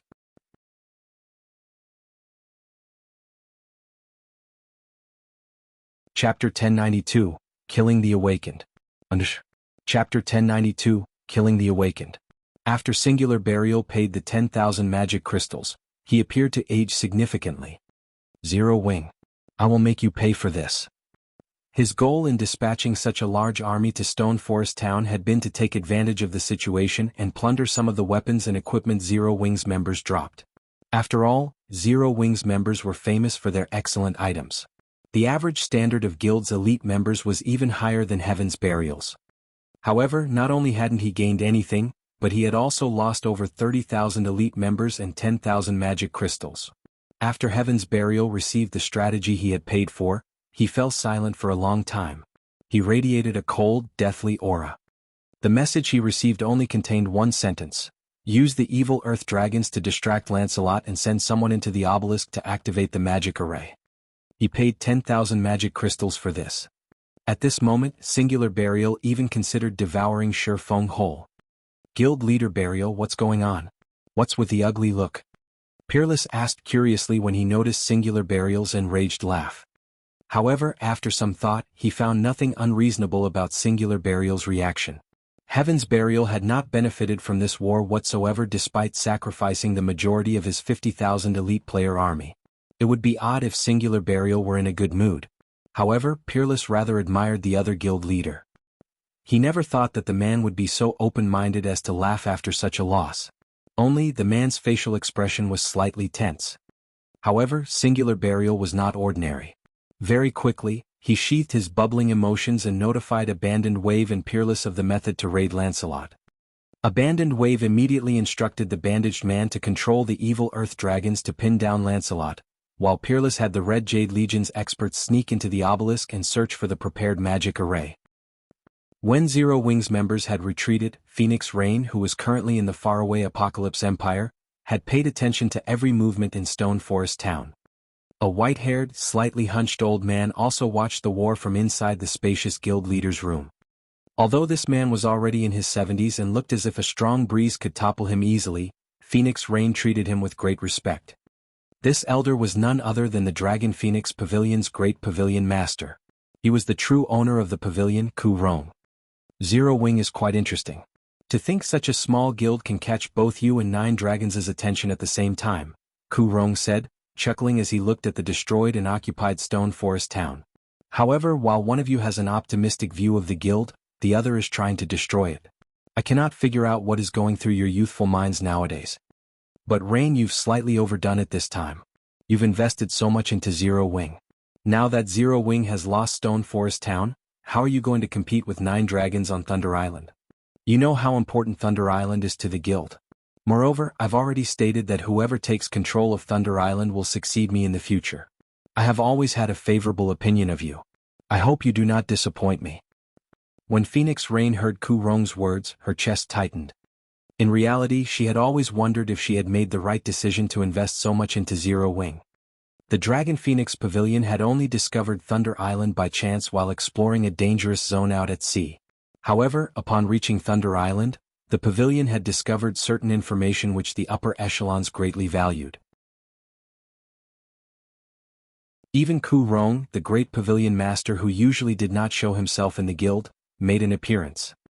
However, news about Thunder Island had quickly leaked, which attracted the attention of many super guilds.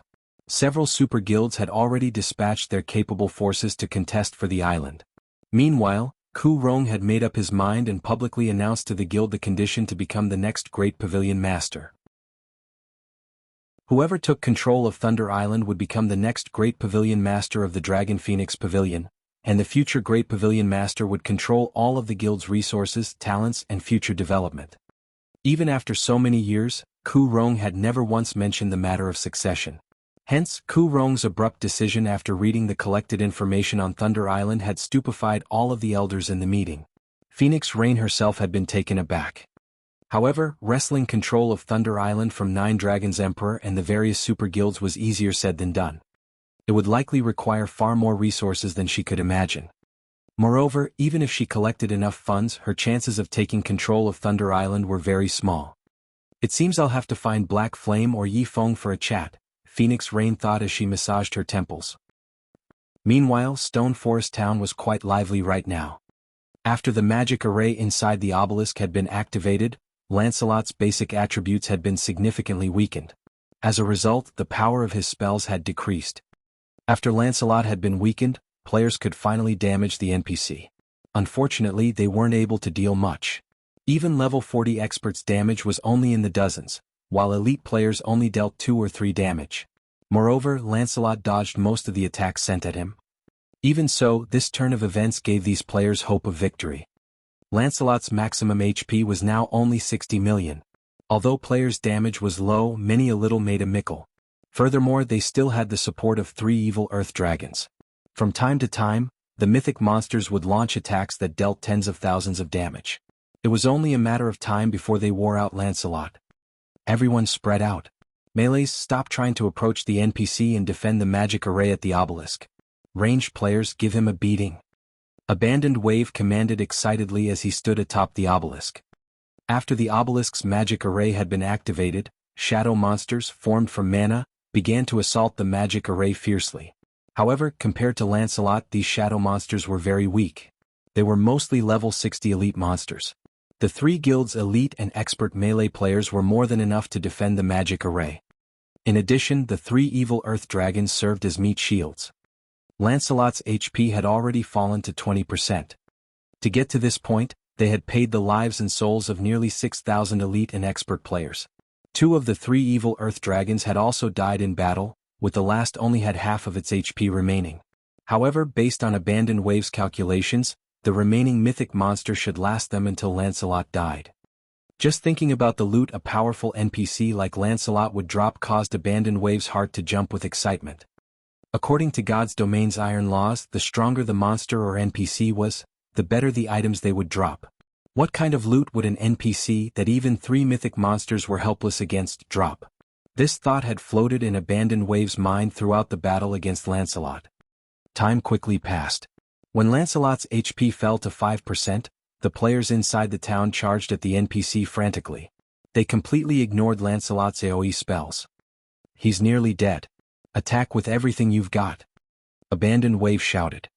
Abandoned Wave wasn't the only person with such thoughts. Singular Burial and Peerless Hearts also began to pound. Very quickly, Lancelot's HP fell from 5% to 4% before falling to 3%.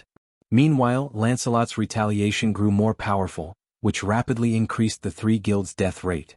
Every one of the awakened NPC's attacks could easily kill hundreds of players. However, the guild's members were too tempted by the NPC's loot. They couldn't care less if their allies died.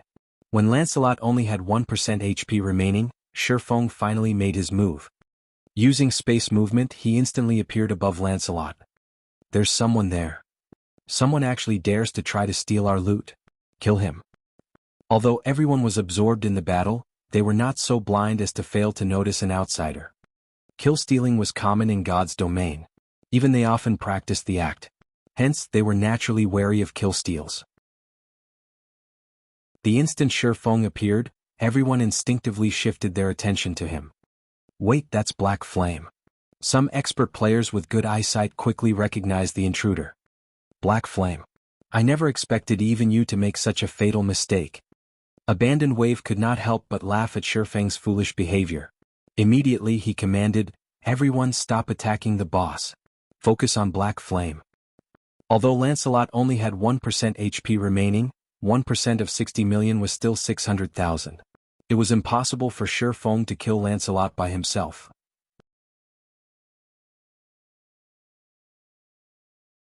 Chapter 1093, Epic Legacy Skill. Hellscythe_Vampire Cat. Chapter 1093, Epic Legacy Skill. Kill him. Show him the consequences of trying to steal our boss. Hearing Abandoned Wave's command, all the ranged players focused their fire on Feng. Immediately, a barrage of spells and arrows flew at Feng, who was still in midair. With Feng caught in freefall, ranged players could easily predict his trajectory and aim their attacks accordingly. Die. Singular Burial hated Feng down to the bones right now. If not for Feng releasing Lancelot, Heaven's Burial would not have suffered such a tragic loss. Now that Feng had taken the initiative to come looking for a beating, how could Singular Burial possibly let the man get away? Immediately, Singular Burial unslung the white feather double-string longbow from his back. He then knocked 5 silver arrows carved with magic patterns and shot them at Feng. After he loosed the arrows, they merged into one and flew at Feng like a meteor. Singular Burial had just used the Tier 1 taboo skill Flying Meteor. The power of this taboo skill rivaled that of a Tier 2 skill. Even a Tier 2 Lord would be heavily injured and become temporarily paralyzed if they received it directly. Aside from Singular Burial, other ranged experts had also used their specialties. Instantly, over 100 attacks locked on Feng's landing spot. Faced with such an onslaught, even if Feng were on the ground right now, he would find it impossible to dodge them all, not to mention that he was still in midair. However, just when he was about to enter the line of fire, his body suddenly stopped descending. Consequently, all the attacks simply streaked past underfoot. Immediately after, Feng, who had activated Wind Rider, flew towards Lancelot. He's flying? How can he be flying? Everyone was stupefied when they witnessed this scene. As for Singular Burial, who was somewhat familiar with Feng, the fact that during the war at the Stoneclaw Mountains, Feng had once flown for a short time popped into his head. This is bad. He lured us away from the boss. Quick, stop the evil Earth Dragon from attacking the NPC. Noticing that Lancelot was moving farther and farther away, Singular Burial suddenly understood why Feng had not used his flying skill right off. At this moment, aside from the last remaining evil Earth Dragon, everyone else had stopped attacking Lancelot. Regardless, the damage of the mythic monster was still much higher than the combined damage of all the players present. Even if it did not use any powerful attacks against Lancelot, it would shave off the NPC's remaining 600,000 HP before long. With Feng's accurate judgment towards damage and timing, he could easily time his attack and land the finishing blow on Lancelot. In addition, Blackwater's members had previously taken the initiative to lure Lancelot away from the main army. With the distance created, Feng would have more than enough time to steal all the loot before the main army could catch up. This was a perfect plan that killed 2 birds with 1 stone. Hearing Singular Burial's words, Abandoned Wave also realized what was going on. Hurriedly, he had the bandaged man stop holding back the evil Earth Dragon and let it attack Lancelot with its full power. This Singular Burial sure reacted quickly. Feng frowned. Just as Feng was about to arrive before Lancelot, Abandoned Wave finally made a move himself. Taking out an extremely exquisite dark green crystal ball from his bag, he began chanting the incantation to activate it. With a sinister smile on his face, Abandoned Wave squeezed the crystal ball and shattered it. When the crystal ball shattered, a stream of black smoke flew to Feng. This crystal ball was an extremely precious sealing crystal that the bandaged man had given him. When activated, the crystal ball could silence any single player within a radius of 100 yards for 10 minutes. Feng's Wind Rider skill instantly vanished, and his body plummeted towards the ground. All melees surround him. Do not let him get away no matter what. Abandoned Wave shouted. Leave it to me, guild leader. Laughing Drunkard, who was charging at the forefront, licked his lips when he saw Feng falling. He was already prepared to land a fatal blow on Feng. The reason why players were strong was their ability to use numerous skills and spells. However, when they were silenced, they could only resort to normal attacks. Needless to say, a silenced player would have their combat power reduced significantly. Not to mention Feng was still in a weakened state right now. Aside from Laughing Drunkard, over a dozen other level 40+ melee experts were dashing towards Feng. As soon as Feng landed, they would use their control skills to restrict him and butcher him. In response, however, Feng took out a scroll from his bag leisurely. Summon guard. Immediately, Kite's tall and muscular figure appeared before Feng in midair. The Dark Gold Guard then executed the Tier 2 skill Storm Blade. In the next moment, dozens of invisible wind blades struck at Laughing Drunkard and the others. Damn it. Laughing Drunkard immediately withdrew when he failed to read what kind of attack Kite had just executed. However, everyone else was not as fortunate. Anyone who attempted to defend against the descending wind blades ended up falling on their backs. Immediately after, several more wind blades reaped their lives. By the time Kite and Feng alighted safely, all the players, aside from Laughing Drunkard, who had been within 15 yards of them, had died to the Dark Gold Guard's attack. Kite's power caused the players who initially planned to rush at Feng to freeze up, putting an abrupt end to the footwork to execute charge. Black Flame, you will die here today. Don't think that a single NPC can save your life. Although Laughing Drunkard feared Kite, Feng himself was unable to use a single skill. As long as they distracted Kite, killing Feng would be a piece of cake. What if I have to? Feng laughed as he proceeded to summon Anna. With the Dark Gold ranked Kite protecting him and the Epic ranked Anna on the offensive, the difficulty of killing him would most likely be even greater than if he were at his peak. The reason why guards were called guards in the first place was their very powerful ability to protect players. Without even waiting for Feng's command, Anna sprang into action as soon as she appeared. 10 stone guards abruptly appeared before her, forming a wall that blocked off all attacks from the front. The attacks of players could not even scratch the stone guards. In contrast, the stone guards sent numerous MTs flying with only a single attack. This situation rendered the surrounding players utterly helpless against Feng. As a result, Feng could stroll up to Lancelot. Crap. What kind of personal guards are they? They can actually cleave through an army of players so easily. My guess is that they're secret silver rank at the very least. They might even be the rumored fine gold guards. The spectating players were shocked when they saw how strong Kite and Anna were. Although the two NPCs had displayed frightening strength before, their performance right now was even more splendorous. However, Abandoned Wave, the guild leader of Blackwater, gnashed his teeth angrily when he saw this scene. At the same time, his heart was also tinged with jealousy. Kite was already plenty powerful, yet Feng actually had 2 of such personal guards. The aura Anna exuded seemed superior to even Kite's. Change of plans. All melees deal with Black Flame. Everyone else, kill the boss as quickly as possible. Abandoned Wave reluctantly chose to deal with Lancelot first when he saw Feng still unharmed despite coming under assault from so many players. His decision was because, during the brief period they had stopped attacking Lancelot, the latter's HP had recovered back to 2%. If this situation continued even after they managed to kill Feng, they wouldn't have any way of dealing with the NPC. Several thousand melee players promptly surrounded Feng, blocking his path to Lancelot. Anna, it's up to you now, Feng commanded immediately, having no intention of wasting time. The strength of an epic guard was not as simple as Abandoned Wave thought it to be.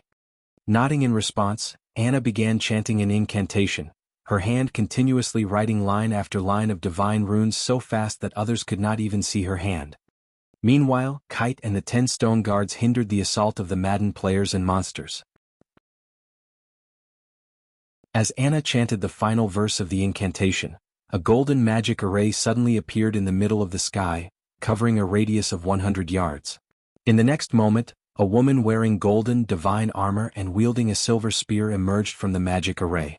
2 sets of white feathered wings spread wide from the woman's back.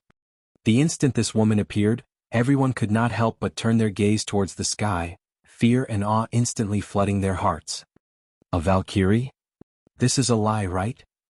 Everyone was stupefied. Without waiting for anyone to react, the Valkyrie flapped her wings and abruptly flew before Anna. With a wave of her spear, she sent a storm sweeping across everyone. The ground before the Valkyrie shattered as if the mortal world could not withstand even a normal attack of the Valkyrie. Quickly finish off Lancelot, Feng ordered hurriedly. Angel Summoning was a legacy skill Anna learned after being promoted into an epic guard. The skill allowed her to summon a Valkyrie to assist her in battle. However, the Valkyrie summoned could only be 2 tiers higher than Anna at most and would remain in existence for a short 10 seconds. Moreover, Angel Summoning had a cooldown of 1 full day. Feng did not wish to waste this opportunity. Under Anna's command, the Valkyrie transformed into a streak of light and appeared before Lancelot. When the Valkyrie swept her spear towards Lancelot, the weapon tore apart even space itself. The power contained within the attack was even stronger than Lancelot's without the suppression of the obelisk's magic array. At the critical moment, Lancelot activated 5-layered ice mirror.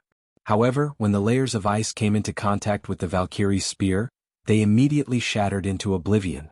Furthermore, the spear's power did not decrease even in the slightest as it landed on Lancelot's body. Boom. Lancelot instantly shot away and his body crashed into the obelisk.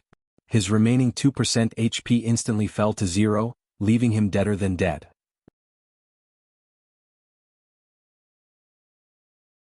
Chapter 1094. Unstoppable EXP. Hellscythe_Vampirecat. Chapter 1094. Unstoppable EXP. He's dead. Didn't he still have 2% HP left? Everyone was dumbfounded when they saw Lancelot's motionless body planted in the wall of the obelisk. They had personally seen for themselves just how powerful Lancelot was. Even after he was suppressed, pushing him into a critical state would have been impossible if not for the 3 level 65 mythic ranked evil earth dragons slowly chipping away at his HP.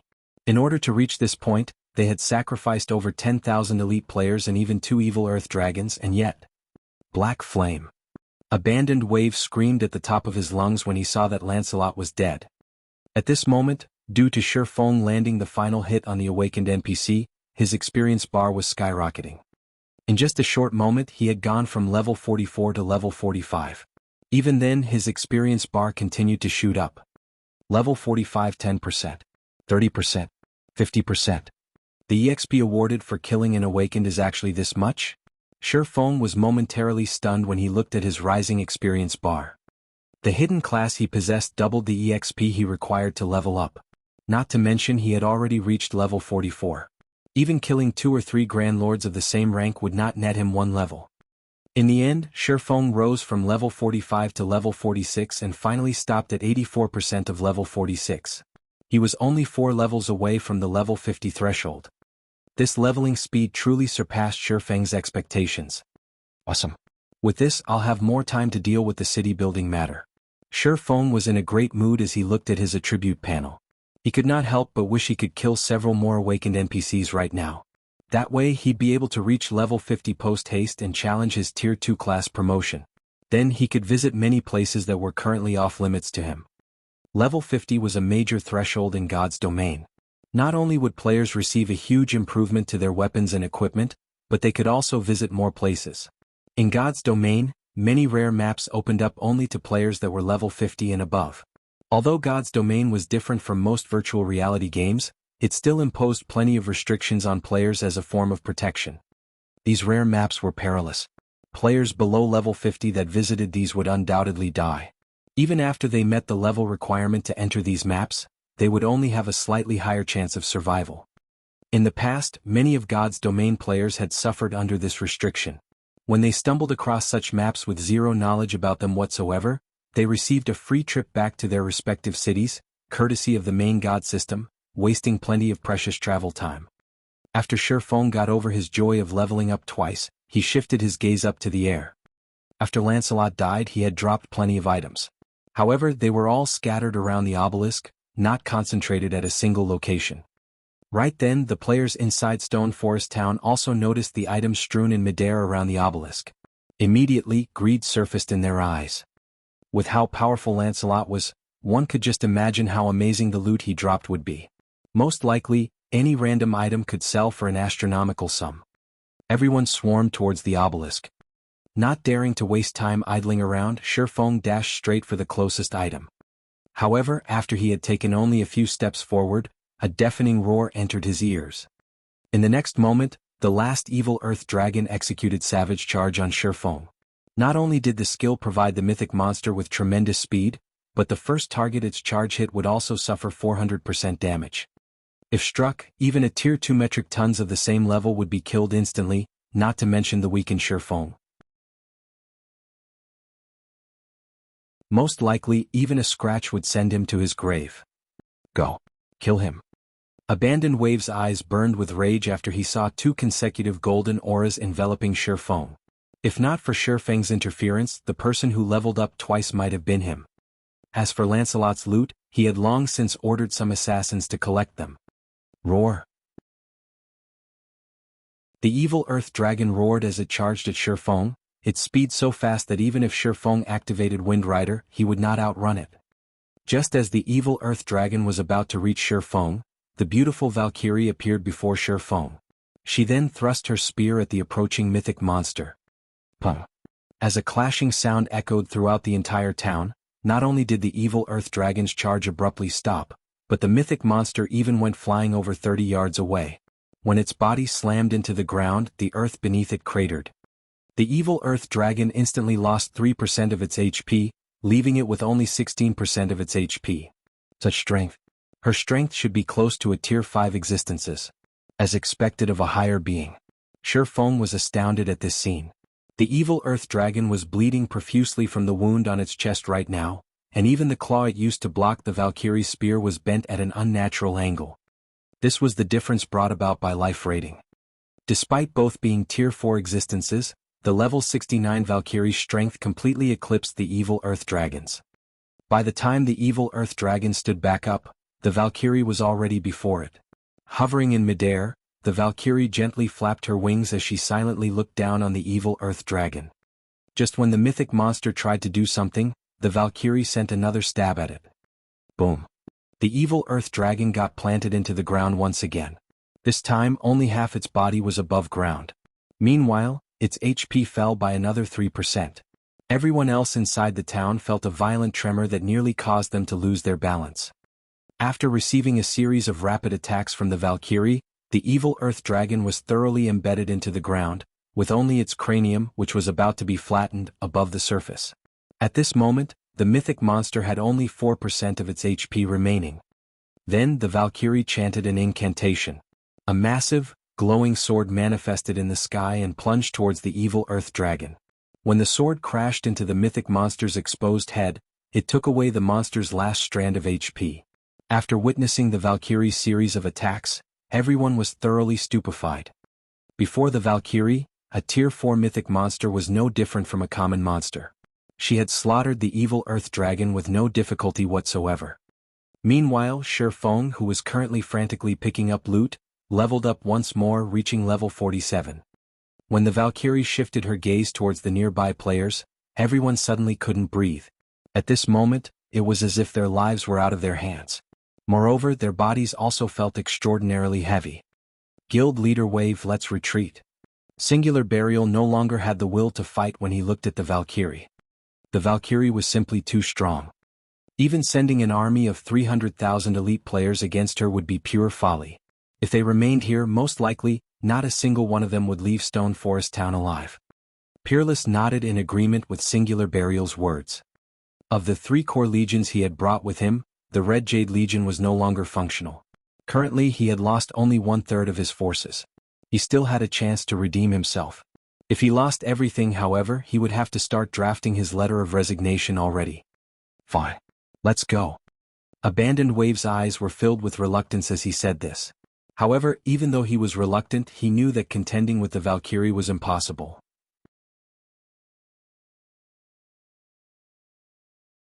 Chapter 1095, 1 vs 5. Hellscythe_VampireCat. Chapter 1095, 1 vs 5. Wait, something's wrong with that Valkyrie? Doesn't it seem like she's starting to become translucent? You have that feeling as well? Quick look. That Valkyrie is starting to disappear. Right after Abandoned Wave gave the command to retreat, a sudden change to the Valkyrie immediately grabbed everyone's attention. The Valkyrie's appearance had simply given them too much of a shock. Even Abandoned Wave and the others, who hated Zero Wing down to the bones, had no choice but to give up on Stone Forest Town. However, now that the Valkyrie started facing problems, their hopes rekindled.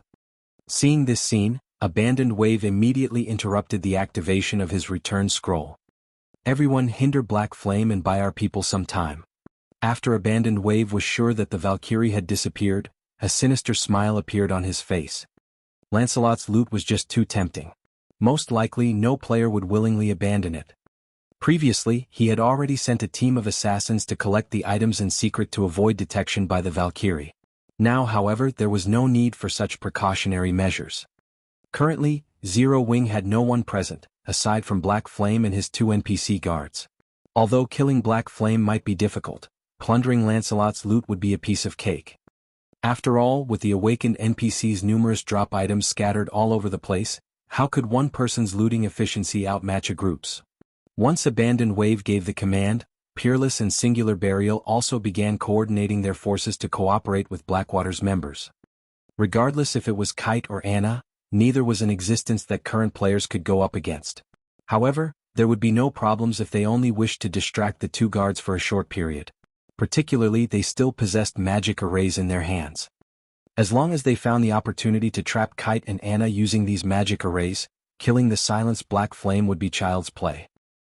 After Feng picked up another item, he suddenly discovered over 1,000 players converging on his location. Dozens of the previously stealthed assassins have also begun making bold moves. Without hesitation, Feng dashed towards the obelisk. Currently, not only was he silenced, but he was also in a weakened state. He would simply be asking for a beating if he challenged 1,000 elite players. Not to mention the experts of the Red Jade Legion were among these players. As for Kite and Anna, both of them had already been trapped in magic barriers and were currently fighting against a group of players and one-horned humanoid monsters. The 2 guards had no attention to spare for him. Shortly after Feng started running towards the obelisk, his pursuers stopped cold. A legion of 1,000 players had suddenly appeared beside Feng. Meanwhile, the person leading this legion was none other than Starmoon Kingdom's renowned snow goddess, Gentle Snow. So it's guild leader Snow. Abandoned Wave laughed involuntarily when he saw Gentle Snow. I was originally planning to take care of you slowly. I never thought you would actually send yourself to me. Charge. Get rid of them all. He had a very clear understanding of Gentle Snow's strength. Although she was indeed quite strong, the people on his side were not unknown nobodies either. Just the Red Jade Legion Peerless led had several Refinement Realm experts.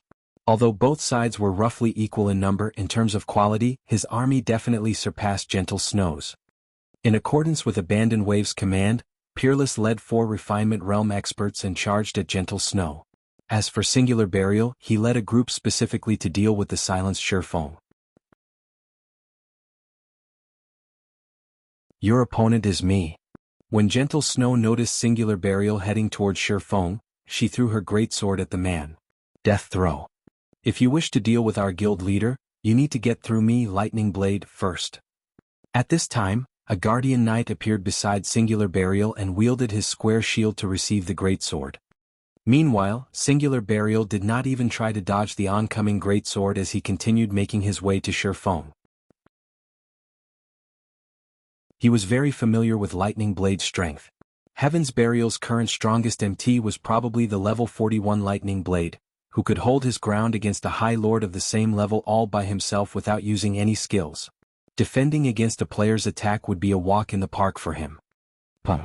When the greatsword collided with his shield, Lightning Blade had to take 4 steps back, damage of over -2,000 appearing above his head. Although this amount of damage was nothing to him, who possessed nearly 30,000 HP, an extraordinarily ugly expression still surfaced on his face. Why is her strength so powerful? After Lightning Blade stabilized his body, he looked at Gentle Snow somewhat fearfully. The equipment he currently wore could definitely rank near the top in the current god's domain, particularly with the epic bracer he had on right now. The bracer increased the effective strength contained within his attacks by 20%. Even if he was going up against a berserker of the same level, he was confident of surpassing the latter in a contest of strength. For the greatsword Gentle Snow threw to actually force him back by so many steps. Gentle Snow's strength was simply unbelievable. Meanwhile, facing the encirclement of Peerless and his 4 companions, Gentle Snow waved her hand lightly. Suddenly, 3 dazzling, divine spears appeared around her. Peerless and the others immediately felt as if they had sunk into a muddy swamp, their movement speed and attack speed decreasing significantly, and they could only watch as the 3 divine spears flew at them. Along with the clangor of metal, 3 of the 5 players perished instantly. Only Peerless and another swordsman remained alive. How did she suddenly become so powerful? Didn't they say that she had entered the refinement realm just recently? Peerless had an ugly expression on his face as he stared at Gentle Snow, his eyes filled with confusion. Currently, however, the most shocked wasn't Peerless but Gentle Snow. Right before the battle began, Feng had actually passed her a fragmented legendary item, the 7 Luminaries Battle Armor. Although a chest plate mainly increased a player's defensive capabilities, the additional strength it provided allowed her combat power to undergo a qualitative change.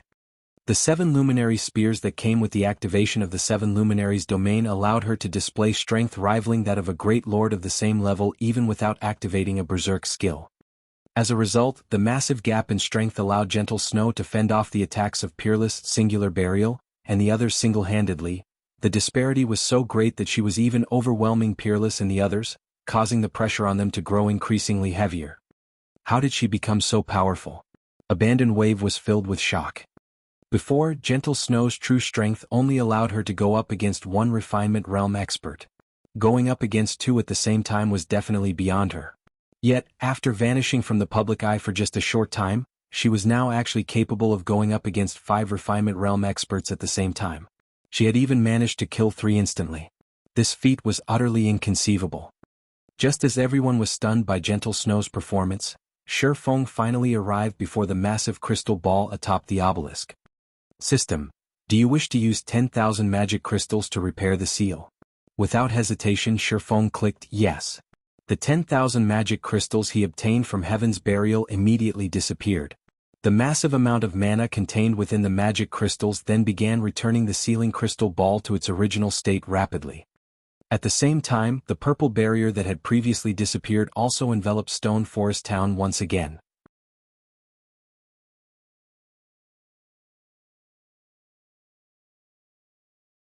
Chapter 1096, Wildly Arrogant. Hellscythe_VampireCat. Chapter 1096, Wildly Arrogant. When the purple barrier appeared around Stone Forest Town once more, the excited members of Blackwater could not help but stare at their surroundings. The magic barrier didn't just reduce their combat power. Most importantly, it prevented them from leaving Stone Forest Town. On the other hand, Zero Wing could send in reinforcements continuously to whittle down their forces. At this moment, Abandoned Wave's complexion also turned extremely pale as he stared at the disguised Feng, who was standing at the top of the obelisk. As long as the magic barrier existed, none of his forces could leave the town. Moreover, Lancelot's loot would remain in an ownerless state for 2 hours after the items first appeared. As long as the players holding those items died, the looted item would drop from their corpses. 2 hours were more than enough for Zero Wing's reinforcements to arrive and wipe them out. What a devious plan. Yuan Qiexin, who was observing the battle from Saimu Town, felt a hint of fear towards Feng after witnessing this scene. With this, Blackwater, Heaven's Burial and Pantheon are truly finished. Thinking about it now, Feng was truly a terrifying existence. Not only did he possess extraordinary strength, but he was also an incredible strategist. Despite going up against Blackwater's powerful army, Feng had actually managed to wear it down bit by bit, weakening it to such a state. Even a veteran like Yuan Qiexin, who had fought plenty of wars before, was horrified by Feng's capabilities. From beginning to end, this war had been under Feng's control. By the time Blackwater's members realized this, everything was already too late. Currently, Blackwater no longer had a numerical advantage. Neither did it possess experts of superior quality. It didn't even hold a terrain advantage. Uncle Yuan, now that Zero Wing has already won this war, are we still going to look for Black Flame? Purple Jade asked. She was not interested in this war in the slightest. However, through this war, her need to challenge Black Flame to a fight had further solidified. Of course we're still going. Or to put it in another way, because Zero Wing has won, we have even more reason to visit him, Yuan Qiexin replied, laughing. Although Zero Wing had won this war, Stone Forest Town was in ruins. Zero Wing could not sustain itself with just the income of the Candlelight trading firm. Right now, the guild was in dire need of a new source of income for coins. Otherwise, it would very quickly fall into stagnation, something it could not afford to happen, particularly during this period when the experts of the various large guilds were reaching level 41 after another. If Zero Wing did not have the financial strength to supply its guild members with mounts, it would definitely fall behind the other guilds. Meanwhile, the secret pavilion could provide Zero Wing with cities and markets to develop in. Yuan Qiexin was not worried about not being able to obtain the magic tower design at all. Time passed quickly. Inside Stone Forest Town, the members of Blackwater, Heaven's Burial, and Pantheon began to assault the obelisk desperately.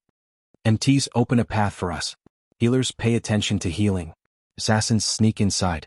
As long as we destroy the magic crystal on top of the tower, we will be able to leave this place. At this time, Abandoned Wave himself was also participating in the battle, giving out commands while he fought against Zero Wing's members. Whoever manages to break that crystal, I'll give them an epic item. Peerless and Singular Burial also nodded in agreement with Abandoned Wave's decision. After all, they had obtained a total of 26 items from Lancelot. Meanwhile, Zero Wing had managed to get only 2. If they had to pay 1 epic item to bring the 26 items away, the trade would definitely be worth it. Hearing this, everyone immediately started fighting with even greater desperation. In the current God's domain, the higher the level 1 reached, the more difficult it was to obtain high-quality weapons and equipment.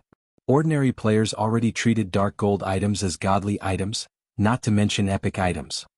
As elite members of their respective guilds, obtaining an epic item was practically a dream.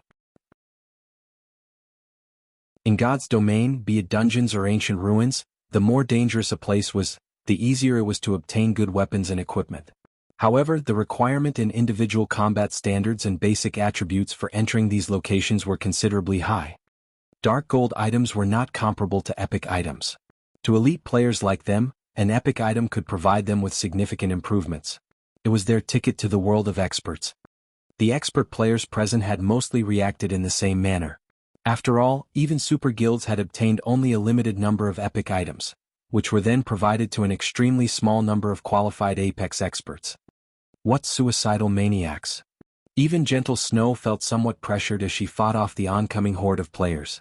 The enemy was fully intent on trading blow for blow. If not for the healers providing sufficient healing, she would have long since drowned in the sea of players. However, this kind of attack method had also opened a path to the obelisk. Leading hundreds of elite players, Abandoned Wave, Peerless, and Singular Burial charged into the obelisk. The interior of the obelisk consisted of a spiraling staircase that continued all the way to the top of the structure. Just as everyone was about to reach the top of the tower, a figure in black suddenly appeared before them, blocking their path forward. The instant this figure appeared, Abandoned Wave and the others involuntarily stopped their advance, their eyes filled with fear as they looked at this figure. This figure was none other than the guild leader of Zero Wing, Black Flame, the man also known as the Sword King, who was the #1 expert of Starmoon Kingdom. If it were before this war, everyone present would only feel some reverence towards Black Flame. They definitely would not fear him. However, after witnessing Black Flame's frightening performance in this war, even if one did not try to recall those scenes, their hearts would immediately palpitate in fear at the sight of the blue longsword in Black Flame's hand. Black Flame, do you think you can hold off so many people just by yourself? Although Abandoned Wave similarly felt fearful, the current situation was different from before. Not only was Black Flame in a weakened state right now, but Abandoned Wave had even silenced him just a while ago. Most importantly, the staircase they were standing on provided much more space than the narrow hallway before the underground secret room. They had enough room for over a dozen players to attack Black Flame at the same time. Looking at the tense expressions his opponents were making, Feng simply shrugged and chuckled as he said, "How will I know if I don't give it a try?" Arrogance. Peerless abruptly executed charge on Feng, lifting his shield as he rushed at Feng. The other melee players in the group also began circling around Feng, intent on surrounding him. Immediately after, Singular Burial also shot out numerous arrows to prevent Feng from dodging sideways. If Feng was not weakened and silenced, they might have to be wary of him. Now, however, they had no reason to fear him whatsoever. Without even trying to evade the rapidly approaching shield warrior, Feng chose to clash directly with Peerless. Pum. Along with the sound of metal clashing, Peerless felt as if he had just collided with a truck, his body, which was as huge as a bear, involuntarily taking a few steps backward. Everyone could not help but be dumbfounded. Peerless was one of Pantheon's apex shield warriors, yet a swordsman who was both weakened and silenced, actually forced him back. You. Peerless was inwardly dismayed as well. Others might not know how powerful Feng's attack was, but Peerless knew very clearly.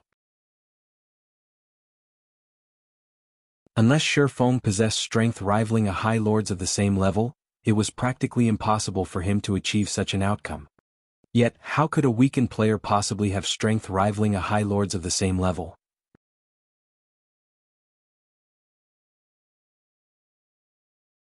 Chapter 1097, Might of the Sword King. Hellscythe_Vampire Cat. Chapter 1097, Might of the Sword King. Although Peerless was dismayed, he very quickly regained his calm. He might not be a match for Feng in a frontal confrontation, but he wasn't alone. Right now, over a dozen level 40 experts had already surrounded Feng. Even if Feng's strength was great, he was not invincible. As long as Peerless continued distracting Feng, the others would have an opportunity to take advantage of the weak points Feng exposed. In addition, unlike the time at the hallway before the secret room, Feng did not have any healers supporting him this time. I'll figure out a way to block his attacks. You guys find an opportunity to attack from his blind spot. Peerless commanded secretly through the team chat. The 15 melee experts nodded silently in response, and they began watching Feng's every move. Once Feng launched another attack against Peerless, they would take action at the same time. Then, even if Feng had 6 arms and 3 heads, he wouldn't be able to defend against them. Moreover, aside from melee players like themselves, Singular Burial was also looking for an opening from a distance. At this moment, Singular Burial carefully retrieved a black arrow from his bag.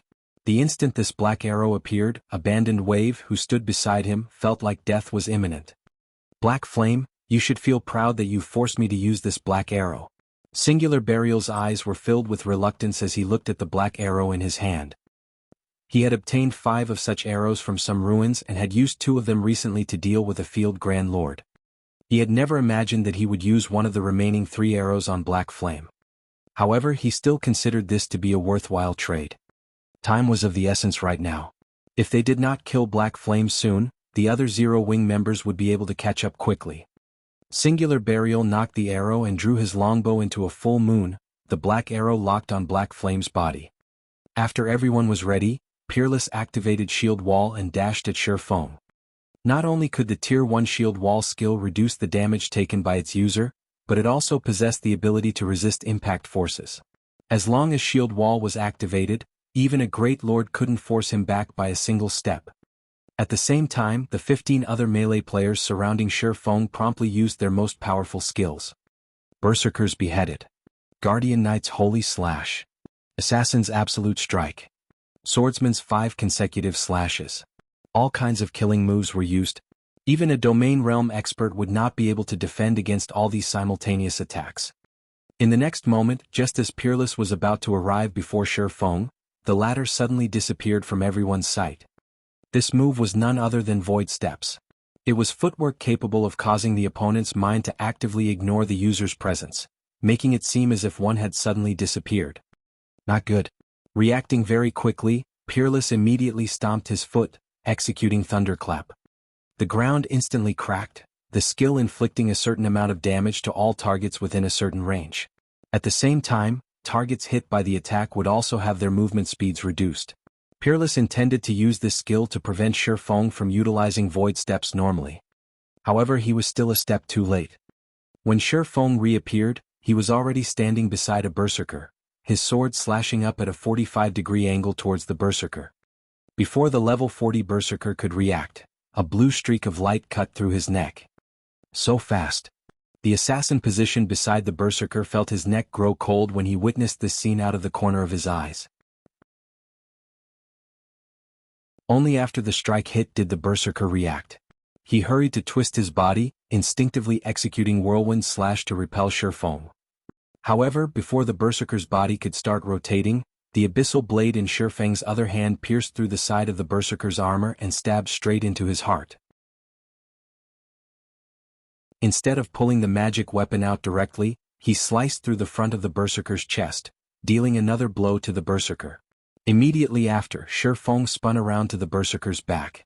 Killing Ray described an arc, and just as Feng arrived behind the Berserker, the sacred sword also stabbed into the Berserker's back and again hit his heart. Minus 13,976. Minus 5,738. Minus 6,417. Minus 17,233. Everyone only saw 4 sword lights passing through the Berserker's body before the Berserker, who had over 20,000 HP, collapsed to the ground. Combat Technique 4 Moon Lotus. This was a basic combat technique that all swordsmen needed to learn. In God's domain, the silence debuff was something players commonly encountered. Although a silent state was a nightmare for ordinary and elite players, it hampered the combat prowess of an expert player only slightly. This was because they could utilize combat techniques to make up for the loss of their skills, although combat techniques placed a much greater burden on a player's stamina and concentration. In terms of pure power, while combat techniques were inferior to in-game skills, the former was not subject to cooldown. Combat techniques could also be used while silenced. Hence, so long as one was an expert, they would generally have a few combat techniques under their belts. Not only could combat techniques be used to make up for one's lack of combat power when their skills were on cooldown, but combat techniques could also be used to add variation to one's attacks. Due to this flexibility, even an expert with average equipment could easily beat an elite player with superior equipment senseless. The instant the Berserker died, everyone felt a chill crawling down their backs. This gorgeous attack was simply an eye-opener for everyone. However, the truly shocking thing was the damage Feng dealt the level 40 Berserker. "Be careful. He's no longer in a weakened state," Peerless shouted. Previously, he had been wondering why Feng possessed such strength despite being in a weakened state. Initially, he ascribed it to a special effect of equipment that multiplied his strength. However, after seeing the movement speed and attack speed Feng displayed, in addition to the damage he dealt, Peerless became certain that the current Feng was already back to his peak state. At Peerless' warning, ugly expressions appeared on everyone's faces. The reason they had joined the vanguard was their belief that Feng's attributes had been reduced, and that they could utilize their advantage in attributes to offset the gap in techniques. However, now that Feng had already recovered his attributes. In reality, Feng himself had been surprised when he noticed that his weakened state was lifted so soon. Unexpectedly, the life essences actually served to hasten one's recovery from a weakened state. Otherwise, he would not have dared to come and stop Abandoned Wave and the others so casually. However, he did not give his opponents much time to think, immediately executing void steps and charging towards another player. The various melee players had already been only a short distance away from Feng. Now that they were charging up to him one after another, Feng just needed to use void steps once to arrive beside another player. Without utilizing any skills, Feng succeeded in reaping another person's life using only void steps and 4 Moon Lotus. Before Peerless could even try to stop Feng, the latter had already killed a total of 5 players. Nobody could defend against Feng's 4 Moon Lotus. Feng was like the god of death. Whomever he appeared beside would inevitably die. At this moment, everyone finally understood why the secret pavilion had dubbed Feng One-Hit Azura. The pressure of death caused everyone's body to feel extremely heavy, their movements turning sluggish. Black Flame, time to die. At this moment, Singular Burial, who had constantly been searching for an opportunity, grinned as he released the bowstring and sent the black arrow flying upward. Shio. The black arrow broke through the sound barrier as it shot toward Feng's heart. What a fast arrow. Feng had long since taken notice of Singular Burial's actions. However, when he saw the approaching black light, he still could not help but be shocked. At the critical moment, Feng instinctively crossed his swords before him directly in the arrow's trajectory. Boom. Feng immediately felt his hands going numb, his body forced through the air by the arrow as his HP continuously decreased. It felt as if he had just received a meteor with his swords. After recovering from his momentary daze, he moved his swords, deflecting the arrow. Suddenly, a black arrow could be seen flying towards the top of the obelisk. At this moment, less than half of Feng's 30,000 plus HP remained.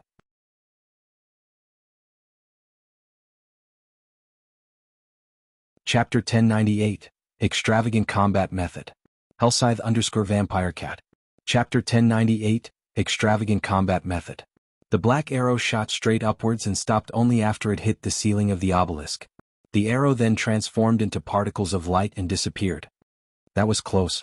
The sight of the arrow prompted a thought to pop into Feng's head. The black arrow, is it? The black arrow was an item left behind in ancient ruins. It was somewhat similar to magic scrolls, and when used, it could display extraordinary destructive power. This destructive power corresponded to the player's own strength. However, the black arrow's power could go up to Tier 4 at most. But even when used against Tier 4 mythic monsters, the black arrow could still heavily injure them. As it was an item that could be found only in ancient ruins, the black arrow was still considerably rare in God's domain. In the past, each black arrow sold for a minimum of 300 gold on the market. It was a treasure that many expert teams dearly wished to possess. After all, mythic monsters were simply too powerful. If they could heavily injure such a monster and reduce its combat power slightly, they would have a much easier time dealing with it. Using a black arrow was equivalent to paying 300 gold in exchange for the life of a mythic monster. Such a trade was sure profit. Of course, even if a mythic monster were heavily injured, it still would not be easily killed. Its combat power would definitely remain above a Grand Lord. Hence, teams still needed to have a certain amount of strength. Fortunately, Singular Burial was only a Tier 1 ranger. If he were Tier 2 right now, he would be able to display the Black Arrow's full power. In that case, Feng would have to activate absolute defense or suffer death. Even so, the Black Arrow was plenty frightening already. In just a little more than a second, Feng had lost over half his HP. Had he delayed in deflecting the arrow by even one more second, he would have really died back there. He didn't die. Singular Burial was stunned by this outcome. Although the Black Arrow might not be as powerful as a Tier 4 single-target spell, its might was not something a Tier 1 player could easily defend against. After all, Singular Burial had sent a Great Lord flying over 20 yards and inflicted heavy injuries when he had used the Black Arrow before. Nevertheless, Singular Burial's arrow allowed the melee players, who had surrounded Feng, to breathe out a sigh of relief. Brother Burial, I never thought you would actually possess such a trump card as well. We'll be mainly relying on you to deal with Black Flame from now on. As long as you kill Black Flame, we'll let you have the first pick of the loot, Abandoned Wave said. Previously, he already felt helpless when he witnessed Feng's horrific strength. He had never imagined that Singular Burial would still bring him such a pleasant surprise. Peerless similarly had his hopes rekindled as he nodded in agreement with Abandoned Wave's words. Singular Burial had taken away over half of Feng's HP in just a single attack. As long as he struck him again, the latter would undoubtedly die. Feng's death would break the myth of Zero Wing's guild leader's invincibility. At that time, Zero Wing would definitely receive a huge blow to its reputation. Alright then. Leave it to me, Singular Burial said, gnashing his teeth. He then retrieved the 2 remaining black arrows from his bag. However, his reaction speed is too fast. Moreover, now that he is prepared for my attacks, it will become much more difficult to hit him. You guys need to think of a way to pin down his movements for a moment. Leave it to us, Peerless and Abandoned Wave said boldly. Previously, they hadn't been confident of dealing with Feng, who had recovered to his peak state. However, now that they had Singular Burial's black arrows, they had no problem with distracting Feng whatsoever. Immediately, Peerless and Abandoned Wave had the players still capable of using Berserk skills step forward. A total of 8 players had Berserk skills ready for use, 2 Elementalists and 6 melee players, which included Peerless. Feng's basic attributes were indeed heaven-defying. However, after they used their Berserk skills, their attributes would still be slightly superior to his. With 6 melee players and 2 Elementalists working together, they could suppress even a Great Lord for a short period, not to mention Feng, whose attributes were still beneath a Great Lord. Go! Under Peerless' command, the 5 other melee experts activated their Berserk skills together with Peerless. With their attributes increased significantly, they charged at Feng, who was currently recuperating at the rooftop. At this moment, Feng took out an intermediate regeneration potion and drank it. His HP instantly recovered back to 20,000, then began slowly rising bit by bit. Seeing Peerless charging at him, Feng promptly executed Void Steps, avoiding an entanglement with the Shield Warrior. This move of yours is already useless against me. Very quickly, after pinpointing Feng's location, Peerless used Earth Slam. The skill could place all targets within an area of 8 by 15 yards before him into a fainted state. Feng's Void Steps was indeed powerful. However, Peerless had also gradually gotten accustomed to the technique after seeing Feng using it multiple times throughout this battle. Although he was only able to catch a blurry view of the swordsman, he could more or less still perceive the direction of Feng's movements. In the next moment, Feng became visible within the range of Earth Slam. Immediately, the other 5 melee experts executed their own control skills one after another. The 2 Elementalists standing at the rear also summoned ice walls to surround Feng completely. If Feng wanted to retreat, he would have to spend a moment shattering the ice walls. This brief period would be more than enough for the 5 remaining melee players to land their attacks on the swordsman. As long as even a single control skill struck Feng, his death would be certain. This was also one of the strong points of in-game skills. If an expert player did not possess any control removal skills or they were silenced, just a handful of elite players working together could defeat them. Right when the 5 melee players were about to reach Feng, they suddenly stopped moving. "What's going on with you all?" Peerless bellowed.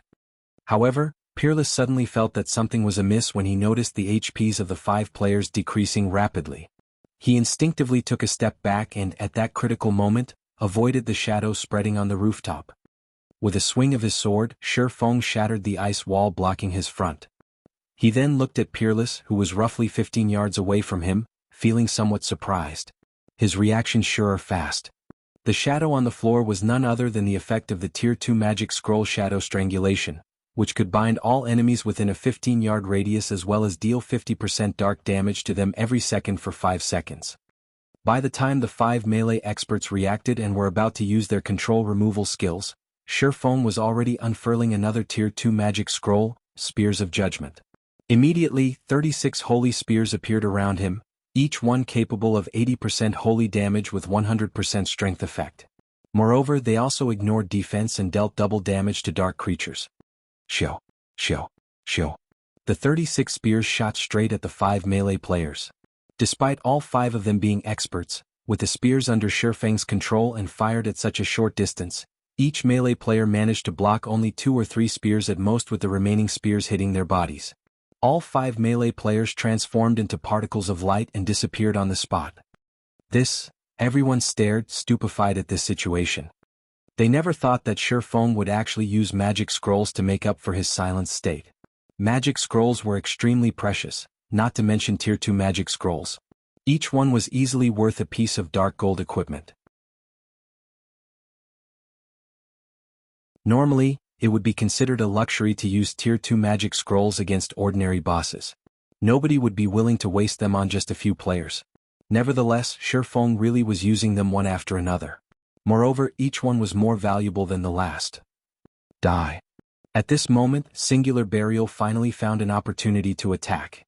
He immediately loosed the 2 knocked black arrows. The black arrows instantly transformed into 2 streaks of black light as they flew towards Feng. With how fast the black arrows were, Feng did not have time to use another magic scroll to defend himself. Just when the arrows were less than 10 yards away from him, Feng began executing Sword's Orbit, surrounding himself in starlight. Pum.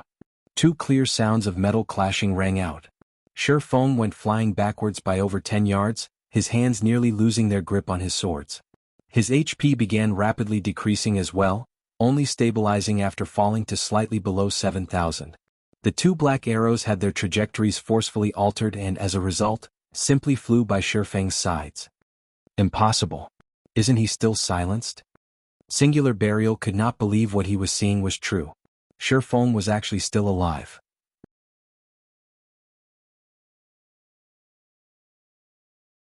Chapter 1099, Town Promotion Order. Hellscythe_VampireCat. Chapter 1099, Town Promotion Order. Is he a monster? Everyone was stupefied when they saw that Feng survived Singular Burial's attacks. Previously, a single black arrow had reaped over half of Feng's HP. Yet now, despite receiving 2 black arrows, he lost less than half of his HP. All ranged players focus fire on him. He doesn't have much HP remaining. While everyone else was frozen in shock at Feng's feat, Abandoned Wave quickly reacted and took out a dark gray magic scroll from his bag. Tier 2 magic scroll, Death's Flurry. Immediately, 8 gray blades of wind swept toward Feng.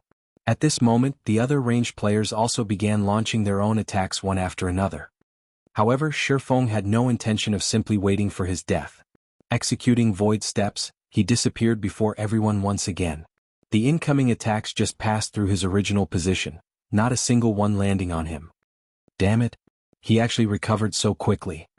The corners of Abandoned Wave's eyes twitched when he saw this scene. Hurriedly he commanded, "Everyone form a defensive formation and advance." Void steps was truly mysterious footwork. Even with how powerful Peerless was, the shield warrior could only make out a blurry figure of Feng if the latter was within a radius of 20 yards. Beyond that range he could not detect the swordsman at all. As for Abandoned Wave and everyone else, not to mention 20 yards, even if Feng were standing within 10 yards of them and launching an attack on them, they wouldn't notice a thing. Hence, the only method to deal with this problem was to advance in a defensive circle. This way Feng would have no opportunity to approach Abandoned Wave who was inside the circle. Peerless had also immediately entered the defensive circle, fully prepared to protect Abandoned Wave. Right now, Abandoned Wave carried all of Lancelot's loot they obtained. If he died, all the loot would definitely drop. While having a single person carry all the loot was a risky move, having multiple people carry them would give Zero Wing an easier chance to target them, and make it more difficult to protect the loot. Anyhow, Abandoned Wave himself was a level 40 assassin. In terms of combat standards, he was also a considerably powerful expert. As long as he entered stealth, he could easily escape detection. Faced with Abandoned Wave and the others' slowly advancing defensive formation, Feng would appear sporadically before players standing at the outer edge, reaping a life before disappearing again. If he had enough time he would even kill 2 players. What a tough turtle shell. Feng was rendered speechless by his opponent's actions. He had already used up all the AoE attack magic scrolls he had on hand. There were only a few single target attack and control magic scrolls left, not enough to affect the overall battle at all. However, if he tried jumping over, they would definitely discover him while he was in the air. Players in midair could not change their movement trajectory. They would be sitting ducks. However, if he was greedy and went for more kills each time, he would very quickly lose his life under a barrage of attacks. After all, his opponents were not ordinary players. They coordinated well with each other and their attacks were also very accurate. Moreover, he normally couldn't finish off a player with just 1 or 2 moves without executing a combat technique. Having no other choice, he could only chip away at the formation. As the number of players dwindled, Blackwater's members fell into an endless panic. Those standing at the outer layer of the defensive circle in particular, were trembling with fear, dreading becoming the next sacrifice. Feng was simply too fast. Not only were his appearances sudden, but even his attacks were impossible to detect. Moreover, by the time they began launching their counterattacks, Feng had long since disappeared. Yet, they also weren't allowed to give chase. These guild elites and experts finally came to understand what an expert really was. Compared to Feng, those experts that boasted the ability to go up against 10 or 100 opponents by themselves were simply weaklings. If faced against those kinds of experts, Blackwater's members could still put up a modicum of resistance. Feng, however, instilled so much fear into their group of several hundred players that they did not even dare to move. Moreover, when he was attacking them, the only thing they could do was await their impending doom. Time passed by quickly. Due to the defensive formation, Abandoned Wave and the others advanced at a crawl. Consequently, Feng managed to gradually whittle the team of several hundred players down to just 100 or so. Right now, however, the group was only 100 yards away from the ceiling crystal ball. Upon seeing the gigantic crystal at the peak of the tower, everyone with Abandoned Wave revealed expressions of joy and relief. As long as they shattered the crystal ball, the barrier surrounding the town would disappear once again. They could then find a hiding place and use their return scrolls instead of just quietly waiting for their deaths here. Good. We're close enough. All assassins and rangers charge forward and destroy the crystal. Everyone else, continue advancing in the defensive formation. Abandoned Wave, who had been in stealth all this time, commanded softly. Previously they had been too far away from the crystal ball. Feng would have wiped them out long before anyone could even enter within attack range of the crystal ball. Now that only 100 yards separated them from the crystal ball, if Feng stayed back to try to target Abandoned Wave, the crystal ball would undoubtedly be destroyed.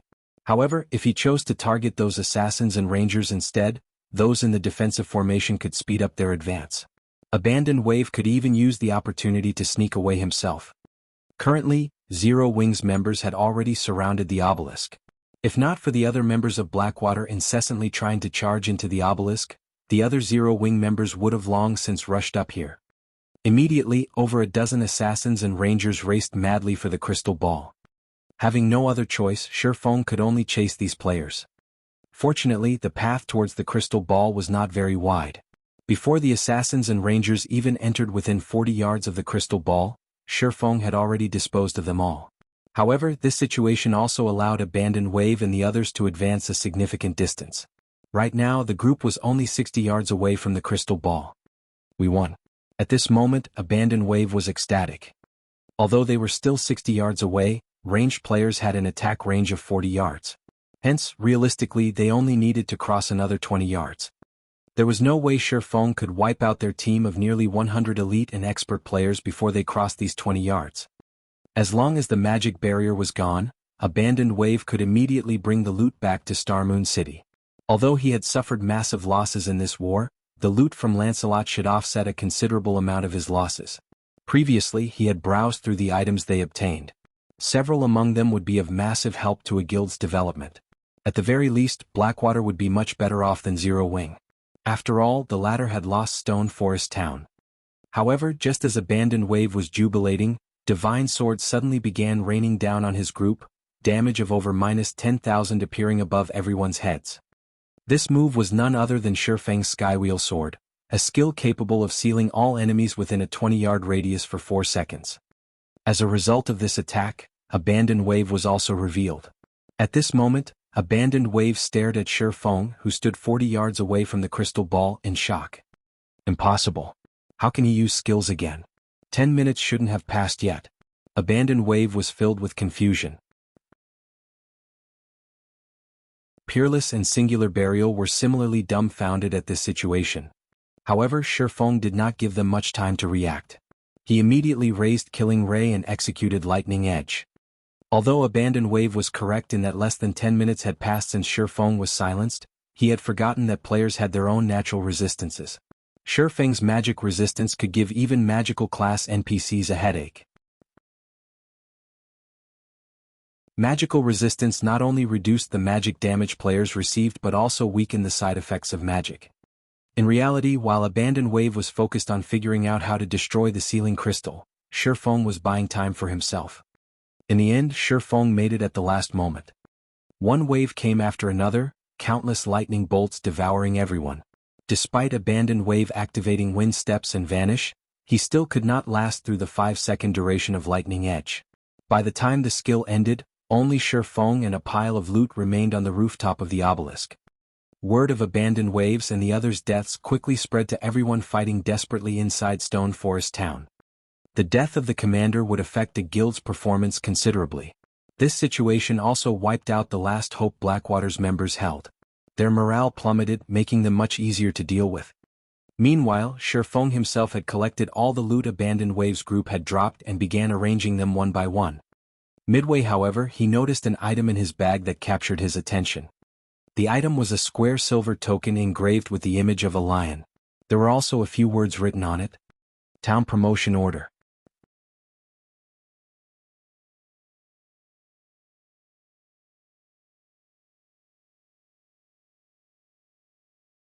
Chapter 1100, Overlord of Star Moon. Hellscythe_VampireCat. Chapter 1100, Overlord of Star Moon. In front of a temple lined with pillars, a team of 20 players was currently resting atop the stone steps. A short distance away from these players was a two-headed bear over 10 meters in height. If one paid close attention to the bear, one would discover it to be a level 60 Grand Lord. Even a 100-man elite team of the same level would be no match for something like this. Yet this 20-man team actually defeated it. The highest leveled player in this team was already level 42, with the majority being level 41. As for the equipment they wore, even the most inferior piece was level 40 dark gold equipment. This was a team that could rank at the top even in super guilds. However, every one of these people was an independent player. None of them belonged to a guild. Big Sis Endless, what happened? A level 41 female cleric asked when she noticed a surprised expression suddenly appearing on Ling Jingshuan's face. It's nothing. I just read an interesting message, that's all, Ling Jingxian replied, smiling. An interesting message? What is it? The female cleric could not help but ask curiously. Very few things could catch the interest of Ling Jingxian. Generally, anything that could do so was a considerably amazing matter. Blackwater has just been annihilated by Zero Wing. Most likely, news of this matter will quickly spread throughout God's domain, Ling Jingxian answered. The way she spoke made it seem as if this matter was none of her business. Annihilated? At this time, a level 42 Guardian Knight carrying a snow-white round shield on his back joined in on the conversation. Surprised, he continued, There must be a mistake, right? I heard that the Blackwater Guild is considerably powerful. It even has the Blackwater Corporation backing it. How can it possibly lose so miserably? The term annihilated was very rarely used for guild wars. After all, with so many players participating in the war, not to mention annihilation, even trying to wipe out 70% or 80% of the enemy's forces was an extremely difficult proposition. Meanwhile, annihilated was generally used only when more than 95% of a belligerent's forces had been eliminated. In order to obtain such an outcome, one of the two sides in the conflict usually had to be many times stronger than the other. Shaking her head, Ling Jingshan asserted, Blackwater has indeed suffered total annihilation. And it was not only Blackwater but also the armies dispatched by Heaven's Burial and Pantheon. Not a single player from those three guilds managed to leave Stone Forest Town alive. Upon hearing Ling Jingshuan's words, everyone on the team was stupefied. As Blackwater was merely an upstart guild, annihilation was certainly a possibility. However, what about Pantheon? That was a super guild. When had it ever suffered annihilation? Just how powerful is Zero Wing? They are simply too amazing. Even other super guilds have never managed to annihilate Pantheon's armies. Just how did Zero Wing manage to do it? With this, Zero Wing is set for life. They will definitely cause a storm in God's domain. However, I'm guessing that Pantheon won't take this lying down. After all, Zero Wing has used them as a stepping stone. Pantheon definitely will not let Zero Wing off the hook in the future. I wonder what rank Zero Wing will get during this year's Virtual Gaming Guild annual evaluation. It is very likely that Zero Wing will be evaluated as a first-rate guild. However, after this incident, I can't say for sure. I heard that 2 super first-rate guilds have been going downhill recently. They might even get replaced at this rate. I don't think it will be possible for Zero Wing to become a super first-rate guild. However, its position in this year's top 5 rookie guilds should be secure. Right, Endless, seeing as you are paying such close attention to Zero Wing, do you have a friend in Zero Wing, perhaps? Although everyone present was an independent player, their understanding of the inner workings of the virtual gaming world was not one bit lacking in comparison to that of members of large guilds. They knew just how powerful super guilds were. It was truly rare to see an upstart guild capable of such results. Friend. After giving the question some thought, Ling Jingshan answered seriously, something like that. In any case, I am certainly concerned about Zero Wing. Due to Abandoned Wave's defeat, the entire Blackwater Guild was in an uproar. Even the upper echelon of the Blackwater Corporation had asked for her to attend a meeting to plan how to quickly redeem this humiliation in the near term. After all, this was the Blackwater Guild's first major war. It would have been fine if they had merely suffered defeat. The crucial point was that they had been annihilated. Even if they managed to destroy Stone Forest Town and inflicted immense damages on Zero Wing, this was still not an outcome to be proud of. In the public's view, the only reason for Blackwater's destruction of Stone Forest Town was its inability to obtain the town for itself.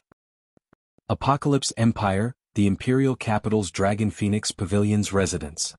They wiped out Blackwater? Phoenix Rain felt somewhat skeptical when she read the message she just received. Zero Wing's opponents this time had included 200,000 monsters, over 100,000 Blackwater elite members, 50,000 Heaven's Burial elite members, and 3 core legions of Pantheon, one of which was even the famous Red Jade Legion. In the end, however, Zero Wing still managed to come out on top. No matter how she looked at it, this outcome was somewhat unrealistic. For Zero Wing to have achieved precisely this result was simply unbelievable. Big Sis Rain, should we still make a visit to White River City? Blue Phoenix asked. The competition for Thunder Island this time was considerably intense. Let alone the power of just the Phoenix Pavilion, even if they used the full power of the Dragon Phoenix Pavilion, their chances of obtaining the rights to the island would still be slim. Moreover, compared to the Town of Beginnings which they controlled, Thunder Island was much more important. Of course we're going. The more Phoenix Rain read the report in her hands, the more joyous she felt. Originally, she had not been that confident about the matter of Thunder Island. However, after seeing Zero Wing's information, they might have a chance at victory after all. Meanwhile, in Starmoon Kingdom, all the official forums had long since exploded. Practically every player in the kingdom was discussing the war. Blackwater and Heaven's Burial had lost miserably this time. This was especially true for Blackwater. Many guild members were already expressing their dissatisfaction with the leadership in the war. Within just 10 minutes of the war's end, over 10,000 players had withdrawn from the guild, many of them elite players. In addition, the fall of Blackwater and Heaven's burial allowed the Star Alliance, which had been suppressed all this time, to rise up once again. Meanwhile, on Zero Wing's side, due to its massive victory, many large guilds that initially had designs on the guild gave up entirely. Overwhelming Smile, in particular, had already begun shifting its focus to other countries and no longer tried to develop in the cities around White River City. For a time, no guild in Starmoon Kingdom dared make an enemy out of Zero Wing. This situation allowed Zero Wing to become the uncontested overlord of Starmoon Kingdom. The only fly in the ointment was the loss of Stone Forest Town. This loss greatly depressed the effects of the Zero Wing's hard-earned victory. However, just as the various large guilds in Starmoon Kingdom were secretly celebrating Zero Wing's loss, a surprising situation occurred in Stone Forest Town. The evil energy polluting the town was actually starting to weaken and dissipate gradually.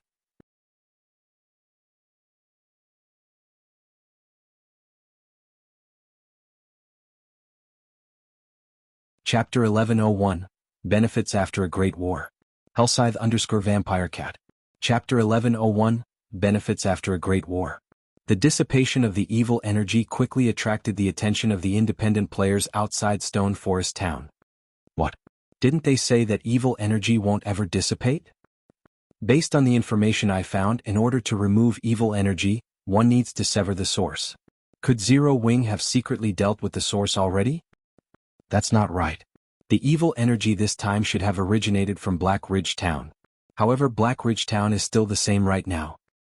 How did Zero Wing do it then? Everyone was discussing this development. Very quickly, word of this situation spread throughout the entire Starmoon Kingdom. Starmoon City, Blackwater's residence. Impossible. How did they manage to remove the evil energy? Abandoned Wave practically screamed when he read the report he just received shortly after resurrecting. Zero Wing must be faking this information. I can guarantee that the evil energy is impossible to remove. Unlike curses, evil energy could not be cleansed. It was a kind of chaotic energy. Like a contagious virus, it would automatically transform other forms of energy into evil energy. Without eliminating the source, removing the evil energy polluting Stone Forest Town was simply impossible. However, removing the source was easier said than done. Even he did not know the source's exact location. If it was really located in Black Ridge Town, the monster-infested town was not a place current players could approach. Moreover, evil energy was extremely harmful to players. If players immersed themselves in evil energy for long periods, they would get infected and fall into a weakened state. Players exposed to evil energy for too long would even turn into monsters. If that happened, they would be barred from logging into God's domain for a considerable amount of time. Due to these dire consequences, cleaning out the monsters in Black Ridge Town was extremely difficult. Hence, he firmly believed that Zero Wing could not remove the evil energy polluting Stone Forest Town. The only possibility was that Zero Wing was releasing fake news. After all, Zero Wing had previously registered plenty of members at the battle arena they constructed, collecting a hefty sum in membership fees. If the battle arena was gone, those members could seek compensation for their losses. Therefore, the intention behind the release of this fake news was undoubtedly the appeasement of those members. Guild leader, it's true. Our spies in Zero Wing have already confirmed this fact. The evil energy inside the town is indeed gradually dissipating. At this rate, it will take less than 5 days for all the evil energy in the town to disappear completely. By then, Stone Forest Town will be able to resume its operations, Qin Muyun said, an ugly expression on her face as she took out another document. Not only had the Blackwater Guild lost a considerable number of elite members, but the guild's prestige in Starmoon Kingdom had also fallen to rock bottom. Members were withdrawing from the guild every minute. Most likely, they would have to recuperate for a long time in order to return to their previous state. Originally, with Zero Wing having lost Stone Forest Town, Blackwater would have been able to leverage its funds and background to quickly surpass Zero Wing. However, now that Stone Forest Town was alright, whether Blackwater could even surpass Zero Wing's development speed was in question. This was not an outcome that the upper echelon of the Blackwater Corporation was willing to see. This won't do. I cannot let Stone Forest Town continue existing in this world. Although Abandoned Wave was unwilling to accept the truth of this matter, the facts were already before him. In that case he needed to take action right away. Notify that man immediately. Tell him I'll try to provide him with the players he needs. However, I want him to have his monster army thoroughly obliterate Stone Forest Town within 5 days. Qin Muyun could not help but frown at these words. She never imagined that Abandoned Wave had already lost his prudence to such a degree. Nurturing all those monsters was not easy. Any players sacrificed to them would be unable to log into God's domain for several days. Blackwater's elite and expert players had already lost a level from this war. If they were sacrificed again? What are you still standing there for? Abandoned Wave glared at Qin Muyun. Don't forget that I am still the guild leader right now. Helpless to do anything about the situation, Qin Muyun had no choice but to contact the bandaged man. Black Flame. Just you wait. This time I will definitely make you pay a heavy price. Abandoned Wave laughed coldly as he looked out his window, his eyes staring in Stone Forest Town's direction. Inside Stone Forest Town, Zero Wing had also begun cleaning up the battlefield. This war had been considerably intense. Over half of Stone Forest Town's buildings lay in ruins. The guild residence was an irreparable mess. Even the battle arena had received significant damages and would take a considerable sum of money to repair. However, their gains far exceeded their losses. Although the army of 200,000 monsters had not dropped any weapons or equipment, they had dropped plenty of monster materials. The drops from Lord-rank monsters were rare materials that could be used to make weapons and equipment. In addition, monsters at the chieftain rank or above had a fixed chance of dropping a kind of gray crystal called the Evil Energy Crystal. To ordinary players, this item would be garbage that they would sell to NPC merchants for spare change. However, Feng knew the real use of the Evil Energy Crystals. This was something a master forger had discovered in the past. If one added evil energy crystals or magic crystals during the forging of weapons or equipment, there was a certain probability these crystals would give rise to magic patterns on the items produced. However, the enhancement effect was random. The enhancement might be to the item's basic attributes, its attack power or defense, or even its hidden attributes or additional skills. Hence, the evil energy crystal was highly sought after by forgers in the past. In Feng's previous life, there was even a case where a dark gold weapon produced using evil energy crystals received attributes nearly rivaling that of epic weapons. Compared to epic items, dark gold items were much easier to produce. Hence, in the past, a single evil energy crystal could easily sell for 10 gold coins. Even at this price, obtaining one was extremely difficult because after reaching the mid-late stage of the game, many players no longer equipped the weapons and equipment they got from monsters. Instead, they would use items tailor-made for them by forgers. Players would naturally hope that the weapons and equipment produced would be strong. Consequently, players swarmed to whichever kingdom the evil god's temple appeared in. Meanwhile, among the 200,000 monsters that assaulted Stone Forest Town, many were at chieftain rank or above. As a result, Zero Wing raked in a hefty profit, gathering 2,428 evil energy crystals in all. That was 24,280 gold coins at the very least. After including the other materials dropped by the monsters, they had earned more than enough money to repair Stone Forest Town. Not to mention, even after taking into account the weapons and equipment Zero Wing's members lost in the war, they had netted an additional 114,633 pieces of weapons and equipment from the combined army of Blackwater, Heaven's Burial, and Pantheon. The most inferior items were level 35 bronze equipment with even level 40 dark gold equipment in the mix. Even after giving out spoils as compensation and rewards to guild members, the amount left was still staggering. After Feng read the statistics reports Aqua Rose and Gentle Snow gave him, he fell into a daze for a long time. Although he had experienced plenty of large wars in the past, none of them had been as profitable as this one. Guild leader, people from the secret pavilion are asking to meet you.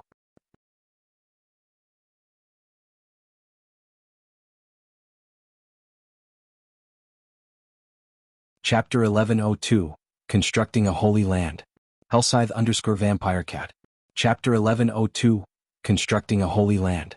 They're looking for me? Feng could not help but recall the offer Yuan Tiexin had made him before. He then continued, have them wait at Candlelight's main headquarters for now. I'll head over shortly. This war had damaged Stone Forest Town beyond recognition. Most likely, the town would not be able to resume normal operations for a considerable amount of time. In other words, Zero Wing would lose a major source of income. Meanwhile, reconstruction would cost a lot of coins. However, selling the evil energy crystals would undoubtedly be a very foolish move. Moreover, the function of the crystals was still unknown to everyone but himself. How could he possibly reveal it to others? Yet, just the income from the candlelight trading firm was not enough to fund the reconstruction. Not to mention he also required money to build his city. There was indeed a need to have a proper chat with the secret pavilion. Among the superpowers in God's domain, the secret pavilion was undoubtedly the richest. Just the income from the expert lists it released every week was an astronomical amount. There were also the consultation fees it earned from selling information. It would be foolish of him not to take advantage of the situation when such a wealthy client delivered themselves up to his doorstep. Just as Aqua Rose was notifying the secret pavilion about the meeting place, Gentle Snow walked over and reported, "Guild leader, many independent players are currently voicing their wishes for us to reopen Stone Forest Town right away, particularly the players that are members of the battle arena. They are asking for us to immediately reopen the town's battle arena. Otherwise they're going to ask for their magic crystals back. Should we prioritize the repairs of the battle arena first to appease these members? If they continue making a fuss, there will most likely be many players seeking to withdraw their membership." As the vice guild leader of Zero Wing, Gentle Snow had some detailed information regarding Zero Wing. So, she was very clear just how poor Zero Wing currently was. In the past, she had always thought that Zero Wing was definitely the wealthiest guild in Starmoon Kingdom. After all, it had the candlelight trading firm in Stone Forest Town providing it with income. The amount of coins these two places raked in each day could make even the guild leaders of first-rate guilds envious. However, when she took a look at Zero Wing's accounts, they might as well be a blank sheet of paper. It really made her wonder just where the money Zero Wing earned was going. Gentle Snow had no idea that while Zero Wing was indeed earning a lot of coins, it was spending even more.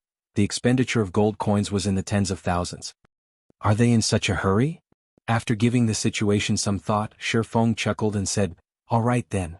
Tell them that they may withdraw if they want to. However, once the town is reconstructed, the membership fee for the battle arena will be increased to 1,200 magic crystals. Moreover, rental for the combat rooms will be doubled. If they wish to withdraw their membership, I very much welcome them to do so." This, Gentle Snow could not help but stare at Feng, stunned. They would practically be chasing away their customers if they did so. Previously, the membership they charged was already out of reach for most independent players. Only a fool would be willing to pay 1,200 magic crystals. Not to mention if they doubled the rent of the combat rooms, it might even affect business at the battle arena. Relax. Just tell them as is.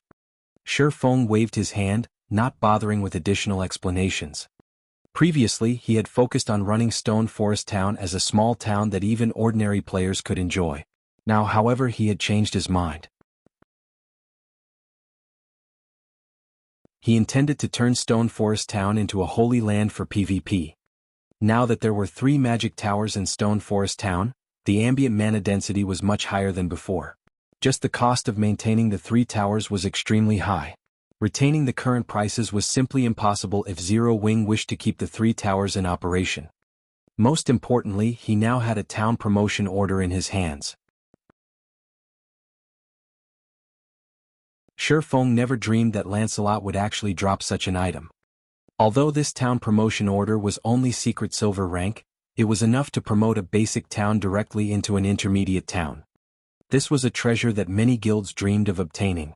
No guild would be willing to trade it away even for 20 epic items. Getting a town promoted was a challenging proposition in God's domain. It was also very time-consuming. Any slight instability or security problem might cause several days' worth of effort to go to waste.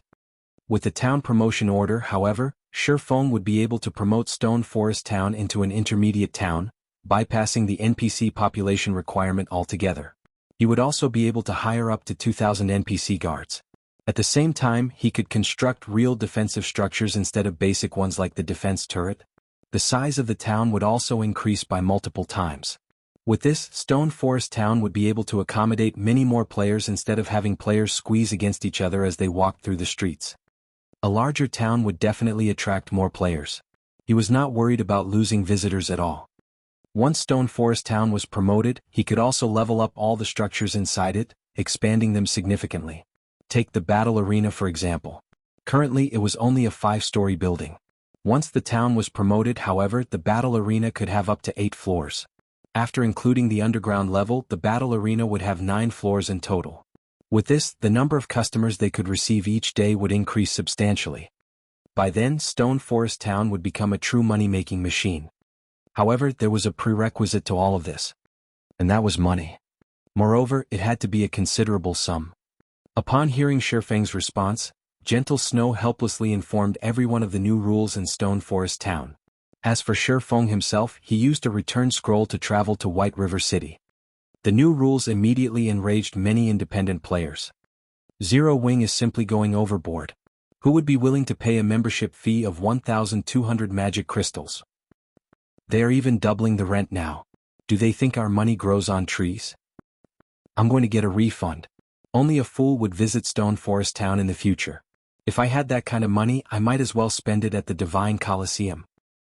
The spies Blackwater planted in Stone Forest Town began making a ruckus over the new rules, though many independent players did find their words reasonable. Although the mana density in Stone Forest Town had indeed increased slightly and would be beneficial for improving their strength, the new prices were simply beyond the reach of ordinary players. Even elite players would not be able to afford to train in the battle arena for long periods.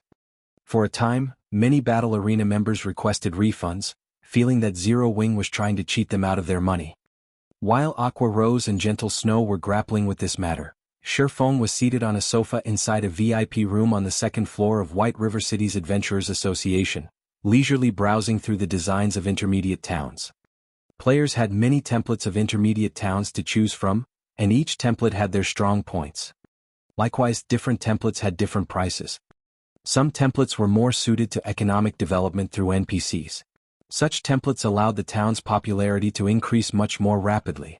Similarly, there were templates geared towards economic development through players. In addition, some templates facilitated the hiring of powerful NPC guards. In any case, many kinds of templates were available depending on the kind of a town that players wished to construct. Unlike capturing a town, promoting a town cost much less. Moreover, as Feng was using a promotion order, the expense was even lower. He only needed to spend 3,000 gold to promote Stone Forest Town to intermediate town status. After applying his identity as a city protector, he would receive a 20% discount and need to pay only 2,400 gold in total. This savings freed up more money, which would allow him to choose better templates. Sure enough, the templates available here are quite inferior when compared to the one dropped by Lancelot.